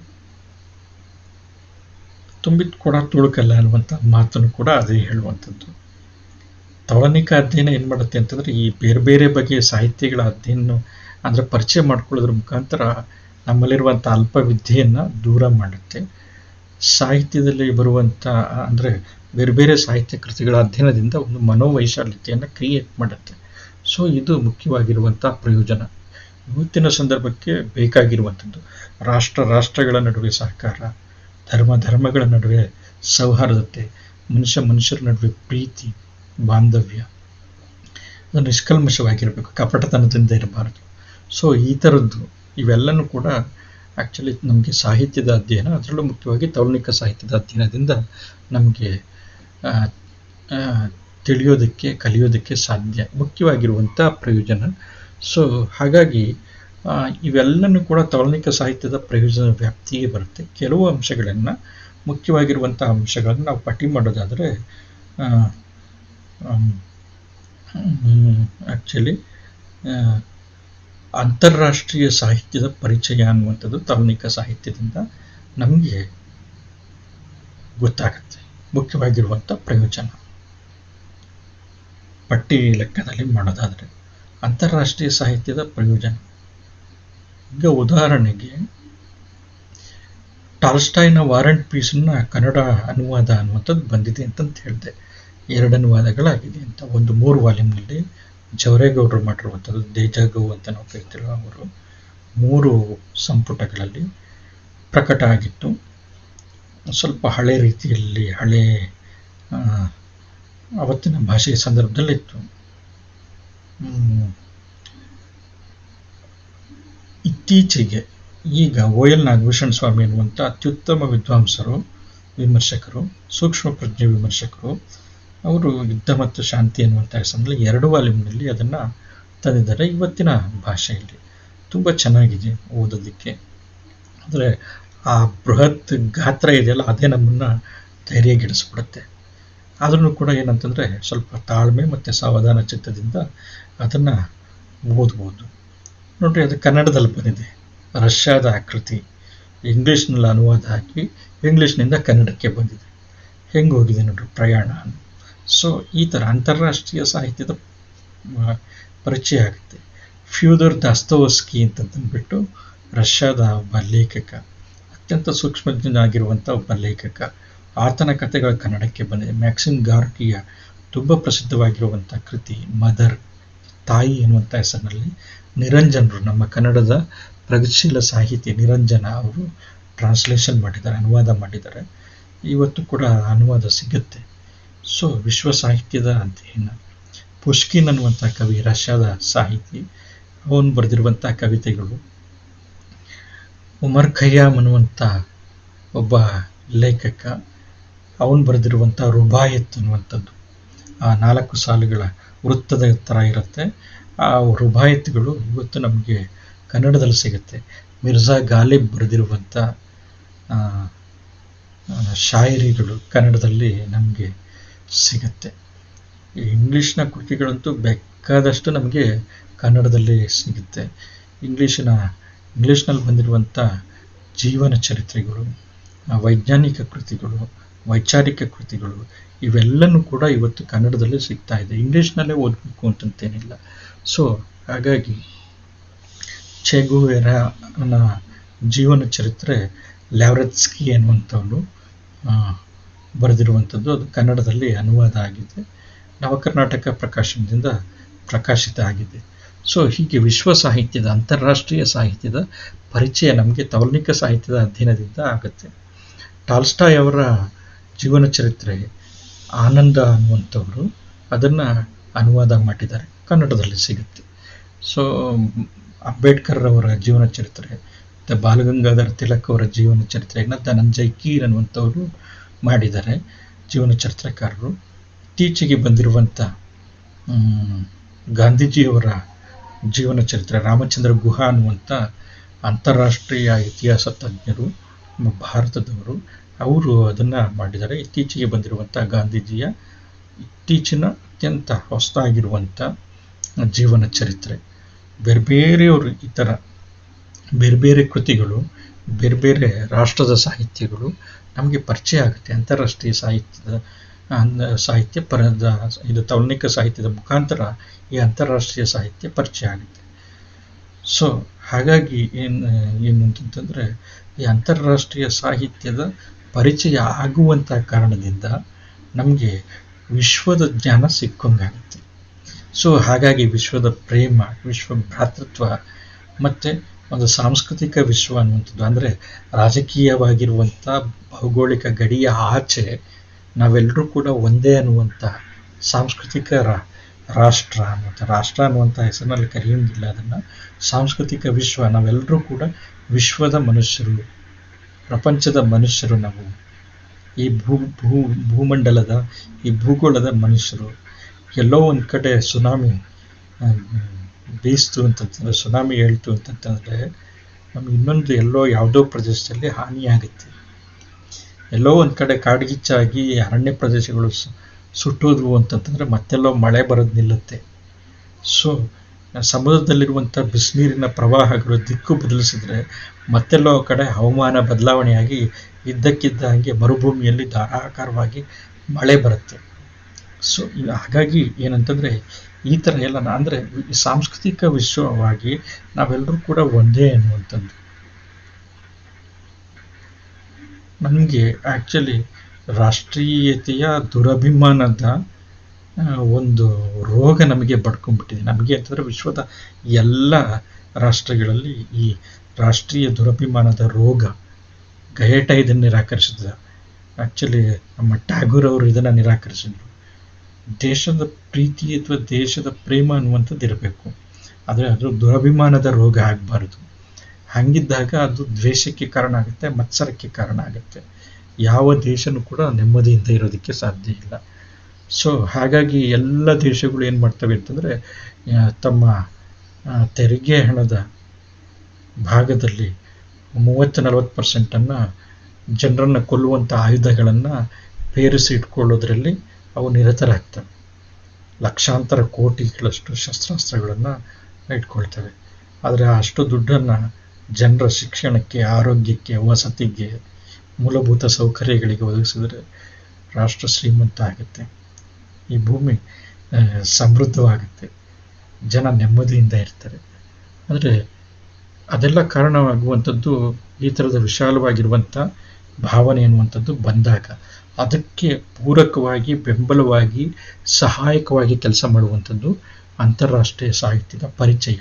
ಇದು ನಮಗಾಗುವಂಥದ್ದು ತೌಲನಿಕ ಸಾಹಿತ್ಯದ ಕಾರಣದಿಂದ ಅನ್ನುವಂಥದ್ದು ಒಂದು. ಎರಡನೇ ಅಂಶ, ನಮ್ಮ ಜ್ಞಾನದ ದಿಗಂತ ವಿಸ್ತಾರ ಆಗುತ್ತೆ ಅನ್ನುವಂಥದ್ದು. ಅಂದರೆ ನಮ್ಮ ಸಮುದಾಯದ ವ್ಯಕ್ತಿಯ ಜ್ಞಾನದ ದಿಗಂತ ವಿಸ್ತಾರ ಆಗುತ್ತೆ. ಯಾಕೆ ಅಂತಂತಂದರೆ ಅಂತಾರಾಷ್ಟ್ರೀಯ ಮಟ್ಟದ ಜ್ಞಾನ ಅನ್ನುವಂಥದ್ದು ನಮಗೆ ತೌಲನಿಕ ಅಧ್ಯಯನದಿಂದ ಸಿಗುತ್ತೆ. ಈಗ ಫಾರ್ ಎಕ್ಸಾಂಪಲ್ ಅರ್ಥಶಾಸ್ತ್ರಕ್ಕೆ ಸಂಬಂಧಪಟ್ಟಂಗೆ ಹೇಳೋದಾದರೆ ಕಲ್ಯಾಣ ಅರ್ಥಶಾಸ್ತ್ರ ಅಥವಾ ಯೋಗಕ್ಷೇಮದ ಅರ್ಥಶಾಸ್ತ್ರ ಇವತ್ತು ಮುನ್ನೆಲೆಗೆ ಬಂದಿರುವಂಥ ಅರ್ಥಶಾಸ್ತ್ರದ ಒಂದು ಶಾಖೆ. ಬಂಡವಾಳಶಾಹಿ ಅರ್ಥಶಾಸ್ತ್ರ ಈಗ ಪ್ರವೃತ್ತವಾಗಿದೆ. ಅದು ತನ್ನ ಪೀಕನ್ನು, ತನ್ನ ಉತ್ತುಂಗ ಸ್ಥಿತಿಯನ್ನು ತಲುಪಿದೆ. ಅದರ ದುಷ್ಪರಿಣಾಮಗಳನ್ನ ನಾವು ಇವತ್ತು ಕಾಣ್ತಾ ಇದ್ದೀವಿ. ಆದರೆ ವಿದ್ವಾಂಸರು ಇವತ್ತು ಕಲ್ಯಾಣ ಅರ್ಥಶಾಸ್ತ್ರ ಅಥವಾ ಯೋಗಕ್ಷೇಮ ಅರ್ಥಶಾಸ್ತ್ರದ ಕಡೆ ಹೊರಳ್ಕೊಂಡಿದ್ದಾರೆ. ಗುನ್ನಾರ್ ಮಿರ್ಡಾಲ್ನ ಏಷ್ಯನ್ ಡ್ರಾಮಾ ಅನ್ನುವಂಥ ಒಂದು ಕೃತಿ ನಿಮಗೆ ತಿಳಿದಿರ್ಬೋದು. ಇದು ಆ್ಯಕ್ಚುಲಿ ಯೋಗಕ್ಷೇಮ ಅರ್ಥಶಾಸ್ತ್ರಕ್ಕೆ ಸಂಬಂಧಪಟ್ಟಿರುವಂಥ ಒಂದು ಕೃತಿ. ಇತ್ತೀಚೆಗೆ ಅಭಿಜಿತ್ ಬ್ಯಾನರ್ಜಿ ಅನ್ನುವಂಥ ಭಾರತೀಯ ಸಂಜಾತ ಅರ್ಥಶಾಸ್ತ್ರಜ್ಞರು ಒಂದು ಕೃತಿಯನ್ನು ಬರೆದ್ರು. ಅದಕ್ಕೆ ನೊಬೆಲ್ ಬಹುಮಾನ ಬಂತು. ಪೂರ್ ಎಕನಾಮಿಕ್ಸ್ ಅಂತಂದ್ಬಿಟ್ಟು ಅವರಿಗೆ ನೊಬೆಲ್ ಬಹುಮಾನ ಬಂತು. ಪೂರ್ ಎಕನಾಮಿಕ್ಸ್ ಅಂತ, ಬಡತನದ ಅರ್ಥಶಾಸ್ತ್ರ ಅಂತಂದ್ಬಿಟ್ಟು. ಇದು ಕೂಡ ಜನರ ಯೋಗಕ್ಷೇಮದ ಬಗ್ಗೆ ಇರುವಂಥದ್ದು. ಎರಡು ಕೃತಿಗಳನ್ನು ಕಂಪೇರ್ ಮಾಡಿ ಸ್ಟಡಿ ಮಾಡೋದಕ್ಕೆ ಸಾಧ್ಯ ಇದೆ. Good economics for hard times ಅಂತಂದ್ಬಿಟ್ಟು ಅವರು ಮತ್ತು ಬೇರೆ ಬೇರೆ ಅರ್ಥಶಾಸ್ತ್ರಜ್ಞರು ಸೇರಿ ಬರೆದಿರುವಂಥ ಒಂದು ಕೃತಿ ಸಂಕಲನ. ಅಭಿಜಿತ್ ಬ್ಯಾನರ್ಜಿ ಮತ್ತು ಇನ್ನಿತರರು, ರಘುರಾಮ್ ರಾಜನ್ ಮತ್ತು ಬೇರೆ ಬೇರೆಯವರು. ರಘುರಾಮ್ ರಾಜನ್ ನಮ್ಮ ರಿಸರ್ವ್ ಬ್ಯಾಂಕಿನ ಮಾಜಿ ಗವರ್ನರ್ ಜನರಲ್ ಆಗಿದ್ದಂಥವ್ರು. ಸೊ ಈ ಥರ ನಮಗೆ ಬೇರೆ ಬೇರೆ ಜ್ಞಾನದ ಬೇರೆ ಬೇರೆ ಜ್ಞಾನ ಶಾಖೆಗಳ, ಬೇರೆ ಬೇರೆ ಸಾಹಿತ್ಯ ಕೃತಿಗಳ, ಬೇರೆ ಬೇರೆ ಸಾಮಾಜಿಕ ವಿಜ್ಞಾನಗಳ, ಬೇರೆ ಬೇರೆ ಮಾನವಿಕಗಳ, ಭಾಷೆಗಳ ಅಥವಾ ವಿಜ್ಞಾನದ ಬೇರೆ ಬೇರೆ ಶಾಖೆಗಳ, ನೂರಾರು ಜ್ಞಾನ ಶಾಖೆಗಳ ಪರಿಚಯ ನಮಗಾಗತ್ತೆ. ಸೊ ನಮಗೆ ಓದುವಂಥ ಒಂದು ಹಸಿವು ಅಥವಾ ಹುಚ್ಚು ಅನ್ನುವಂಥದ್ದು ಇರಬೇಕು. ಹಾಗಿದ್ದಾಗ ತೌಲನಿಕ ಅಧ್ಯಯನ ಇದೆಯಲ್ಲ, ಈ ತೌಲನಿಕ ಸಾಹಿತ್ಯದ ಅಧ್ಯಯನದ ಈ ಕ್ಷೇತ್ರ ನಮಗೆ ಹೊಲಸಾಗಿರುವಂಥ ಸಮೃದ್ಧಿಯಾಗಿರುವಂಥ ಮೃಷ್ಟಾನ್ನವನ್ನು ಒದಗಿಸುತ್ತೆ. ಸೊ ನಾವು ವಿದ್ಯಾರ್ಥಿಗಳಾಗಿರಬೇಕು. ಮೊದಲು ನಾವು ವಿದ್ಯಾರ್ಥಿಗಳಾಗಿರಬೇಕು, ಓದಿಗೋಸ್ಕರ ಹುಚ್ಚರಾಗಿರಬೇಕು. ಯಾರು ಓದಿಗೋಸ್ಕರ ಹುಚ್ಚರಾಗ್ತಾರಲ್ಲ ಅವರು ಏನಾಗ್ತಾರೆ ಅಂತಂತಂದರೆ ಆ್ಯಕ್ಚುಲಿ ನಿಜವಾಗಿರುವಂಥ ಮನುಷ್ಯರಾಗ್ತಾರೆ. ಅಂತಾರಾಷ್ಟ್ರೀಯವಾಗಿರುವಂಥ ಅಥವಾ ವಿಶ್ವದ ಪ್ರಜೆ ಆಗ್ತಾನೆ. ಒಂದು ಪ್ರದೇಶಕ್ಕೆ, ಒಂದು ಭಾಷೆಗೆ ಸೀಮಿತ ಆಗಲ್ಲ ಅವನು. ಕುವೆಂಪು ತಮ್ಮನ್ನು ತಾವು ವಿಶ್ವಮಾನವ ಅಂತ ಕರಿಕೊಳ್ತಾರೆ. ನಾನೀಗ ಕನ್ನಡಿಗನಾಗೂ ಉಳ್ಕೊಂಡಿಲ್ಲ, ಭಾರತೀಯನಾಗೂ ಉಳ್ಕೊಂಡಿಲ್ಲ, ನಾನು ವಿಶ್ವದ ಪ್ರಜೆ ಅಂತಂತ ಹೇಳ್ತಾರೆ. ಸೊ ಹಾಗಾಗಿ ಅವ್ರು ಕೊಡುವಂಥ ಅಂತಿಮ ಸಂದೇಶ ವಿಶ್ವಮಾನವ ಸಂದೇಶ. ಈ ವಿಶ್ವಮಾನವತ್ವವನ್ನು ನಮಗೆ ಈ ತೌಲನಿಕ ಸಾಹಿತ್ಯ ನಮಗೆ ಕಲಿಸ್ಕೊಡುತ್ತೆ. ಇದು ತೌಲನಿಕ ಸಾಹಿತ್ಯದ ಅಧ್ಯಯನದ ಅತ್ಯಂತ ಮುಖ್ಯವಾಗಿರುವಂಥ ಪ್ರಯೋಜನ. ಅದು ಹೆಂಗೆ ಕೊಡುತ್ತೆ ಅಂತಂದರೆ ಜ್ಞಾನದ ಮುಖಾಂತರ ಇದು ಕೊಡೋದಕ್ಕೆ ಇದು ತೌಲನಿಕ ಅಧ್ಯಯನ ಕೊಡುತ್ತೆ. ಸರಿ ತಪ್ಪುಗಳ ವಿವೇಚನೆ ಇದರಿಂದ ಸಾಧ್ಯ ಆಗುತ್ತೆ. ನೋಡ್ರಿ, ಅಧ್ಯಯನಕಾರರ ಭಾವಾಲೋಚನೆಗಳಿಗೆ ಅದು ಸಂಘರ್ಷತೆಯ ತೀವ್ರತೆಯನ್ನು ಉಂಟು ಮಾಡುತ್ತೆ. ಸೊ ಅದರ ಮುಖಾಂತರ ಹೊಸದಾಗಿರುವಂಥ ಪ್ರಜ್ಞೆ, ವಿನೂತನವಾಗಿರುವಂಥ ಆಲೋಚನೆಯ ಕ್ರಮದ, ಹೊಸದಾಗಿ ಯೋಚಿಸುವಂಥ ರೀತಿಯನ್ನು, ಪ್ರೇರಣೆಯನ್ನು, ಪ್ರಚೋದನೆಗಳನ್ನು ಅದು ಕೊಡುತ್ತೆ. ಅದರ ಮುಖಾಂತರ ಅದು ಯಾವುದರಿಂದ ಆಗುತ್ತೆ ಅಂತಂದರೆ ಜ್ಞಾನದಿಂದ ಆಗುತ್ತೆ. ಆ ಜ್ಞಾನ ನಮಗೆ ಯಾವುದು ಒದಗಿಸುತ್ತೆ ಅಂತಂದರೆ ತೌಲನಿಕ ಸಾಹಿತ್ಯದ ಅಧ್ಯಯನ. ಸೊ ಹಾಗಾಗಿ ನಮ್ಮ ಜ್ಞಾನ ದಿಗಂತದ ವಿಸ್ತಾರ ಅನ್ನುವಂಥದ್ದು ಮತ್ತೆ ಆಗುತ್ತೆ. ಓದ್ತಾ ಮತ್ತೆ ಕೂಡ ಓದಬೇಕು ಅನ್ನುವಂಥ ಭಾವನೆ ಅನ್ನುವಂಥದ್ದು ಮೂಡುತ್ತೆ. ಇದು ನಿಲ್ಲಲಾರದ ಅಂತ ಹಸಿವು. ಒಂದ್ಸತಿ ಈ ರೀತಿಯ ಹುಚ್ಚನ್ನು ಹತ್ತಿಸ್ಕೊಂಡ್ರೆ ಮತ್ತೆ ನಾವು ಓದ್ತಾ ಹೋಗ್ತೀವಿ. ಈ ಹಸಿವು ತೀರೋದೇ ಇಲ್ಲ. ಸೊ ಆಗ ನಾವು ನಿಜವಾಗಿರುವಂಥ ವಿದ್ಯಾರ್ಥಿಗಳಾಗ್ತೀವಿ, ನಿಜವಾಗಿರುವಂಥ ವಿಶ್ವದ ಪ್ರಜೆಗಳಾಗ್ತೀವಿ, ನಿಜವಾಗಿರುವಂಥ ವಿಶ್ವದ ವಿದ್ಯಾರ್ಥಿಗಳಾಗ್ತೀವಿ. ಸೊ ಹಾಗಾಗಿ ಏನು ಅಂತಂತಂದರೆ ತೌಲನಿಕ ಅಧ್ಯಯನ ಮುಖ್ಯವಾಗಿ ಇಲ್ಲಿ 2 ಅಂಶಗಳನ್ನ ನಾನು ಹೇಳಿದ್ದೀನಿ, ಪಟ್ಟಿ ಮಾಡಿದ್ದೀನಿ. ಒಂದು, ಅಂತಾರಾಷ್ಟ್ರೀಯ ಸಾಹಿತ್ಯದ ಪರಿಚಯ ಆಗುವಂಗೆ ಮಾಡುತ್ತೆ. ಮತ್ತೊಂದೇನು ಅಂತಂತಂದರೆ ನಮ್ಮ ಜ್ಞಾನದಿಗಿಂತ ವಿಸ್ತೃತವಾಗುವಂಗೆ ಮಾಡುತ್ತೆ, ವಿಸ್ತಾರ ಆಗುವಂತೆ ಮಾಡುತ್ತೆ. ಅದ್ರ ಮುಖಾಂತರ ಏನು ಅಂತಂತಂದರೆ ಅದು ನಮ್ಮ ಪ್ರಜ್ಞೆಯ ವಿಕಾಸಕ್ಕೆ, ನಮ್ಮ ಪ್ರಜ್ಞೆಯ ವಿಸ್ತಾರಕ್ಕೆ, ವಿಕಾಸ ಮತ್ತು ವಿಸ್ತಾರ ಮತ್ತು ಅದರ ಆಳಕ್ಕೆ ಕಾರಣ ಆಗುತ್ತೆ. ತುಂಬ ಸೂಕ್ಷ್ಮವಾಗಿ, ತುಂಬ ಸಂವೇದನಾಶೀಲನಾಗಿ ವ್ಯಕ್ತಿ ಆಲೋಚನೆ ಮಾಡೋದಕ್ಕೆ ಆಸ್ಪದ ಮಾಡಿಕೊಡುತ್ತೆ. ಇದು ಸಾಹಿತ್ಯದಿಂದ ಮತ್ತು ತೌಲನಿಕ ಸಾಹಿತ್ಯದ ಅಧ್ಯಯನದಿಂದ ಆಗಬೇಕಾಗಿರುವಂಥದ್ದು. ತೌಲನಿಕ ಸಾಹಿತ್ಯದ ಅಧ್ಯಯನದಿಂದ ಇದು ಆಗತ್ತೆ ಅನ್ನುವಂಥದ್ದು. ಇದು ಅದರ ಮುಖ್ಯವಾಗಿರುವಂಥ ಪ್ರಯೋಜನ. ಮತ್ತು ನಂತರನೂ ಕೂಡ ಕೆಲವು ಪ್ರಯೋಜನಗಳಿದೆ. ಅದು ಮುಂದಿನ ಅಧಿವೇಶನದಲ್ಲಿ ಅದ್ರ ಬಗ್ಗೆ ನಾವು ಮಾತಾಡೋಣ. ವಿದ್ಯಾರ್ಥಿಗಳು, ಈ ಸೆಷನನ್ನು ನಾನು ಇಲ್ಲಿಗೆ ನಿಲ್ಲಿಸ್ತೀನಿ. ನಿಮಗೆ ಅರ್ಥ ಆಗಿದೆ ಅಂತ ಅಂದ್ಕೊಂಡಿದ್ದೀನಿ. ತುಂಬ ಸರಳವಾಗಿರುವಂಥದ್ದು ಈ ಸೆಷನ್ನು. ಆದರೆ ಒಂದು ಏನು ಅಂತಂತಂದರೆ ವಿದ್ಯಾರ್ಥಿಗಳಾಗಿರುವಂಥ ನಾವು ಒಂದು ಓದಿನ ಅಥವಾ ಜ್ಞಾನದ ಹಸಿವನ್ನು ನಾವು ಇಟ್ಕೊಳ್ಬೇಕು. ಅದೇನು ಮಾಡುತ್ತೆ ಅಂತಂತಂದರೆ ಎಲ್ಲವನ್ನು ಕೂಡ ತುಂಬ ಕೂಲಂಕುಷವಾಗಿ ಪರಿಶೀಲಿಸುವಂಥ ಒಂದು ಮನಸ್ಸನ್ನು, ಒಂದು ಮಿದುಳನ್ನು ಅಥವಾ ಒಂದು ಪ್ರಜ್ಞೆಯನ್ನು ನಮಗೆ ಕೊಡುತ್ತೆ. ಅದರ ಮುಖಾಂತರ ನಾವು ಈ ಜಗತ್ತನ್ನು ಹೊಸ ರೀತಿಯಲ್ಲಿ ನೋಡೋದಕ್ಕೆ, ಹೊಸ ರೀತಿಯಲ್ಲಿ ಅರ್ಥ ಮಾಡ್ಕೊಳ್ಳೋದಕ್ಕೆ ನಾವು ಪ್ರಯತ್ನ ಪಡ್ತೀವಿ. ಸೊ ಆ ಹಿನ್ನೆಲೆಯಲ್ಲಿ ತೌಲನಿಕ ಸಾಹಿತ್ಯದ ಅಧ್ಯಯನ ನಮಗೆ ಒಂದು ಸಾಧಕ ಅಥವಾ ಒಂದು ಸಾಧನ ಆಗುತ್ತೆ, ಟೂಲ್ ಅನ್ನುವಂಥದ್ದಾಗತ್ತೆ. ಸೊ ಹಾಗಾಗಿ ಈ ಹಿನ್ನೆಲೆಯಲ್ಲಿ ನಾವು ಸಾಹಿತ್ಯವನ್ನು, ತೌಲನಿಕ ಸಾಹಿತ್ಯವನ್ನು ಅಭ್ಯಾಸ ಮಾಡಬೇಕಾಗಿದೆ. ಮುಖ್ಯವಾಗಿ ನಾವು ಮನುಷ್ಯರಾಗ್ತೀವಿ. ಸೊ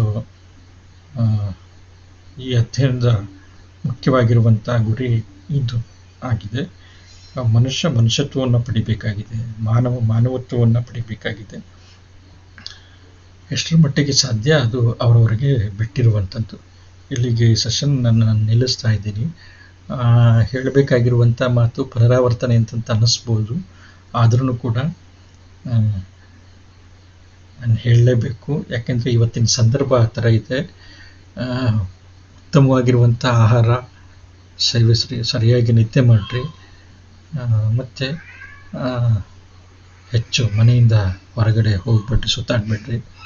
ಮನೆಯಲ್ಲಿರುವಂಥ ಹಿರಿಯರ ಬಗ್ಗೆ ಕಾಳಜಿ ಮಾಡಿರಿ, ಮಕ್ಕಳ ಬಗ್ಗೆ ಕಾಳಜಿ ಮಾಡಿರಿ, ನಿಮ್ಮ ಆರೋಗ್ಯವನ್ನು ನೀವು ನೋಡಿಕೊಳ್ಳ್ರಿ. ಸಮಸ್ಯೆಗಳು ಬಂದಂಥ ಸಂದರ್ಭದಲ್ಲಿ ಆರೋಗ್ಯಕ್ಕೆ ಸಂಬಂಧಪಟ್ಟಂಗೆ ತಕ್ಷಣ ಹತ್ತಿರದ ವೈದ್ಯರನ್ನು ಕಾಣಿ ಪರಿಹಾರವನ್ನು ಕಂಡುಕೊಳ್ಳಿ. ಎಲ್ಲರಿಗೂ ಕೂಡ ನಮಸ್ಕಾರ.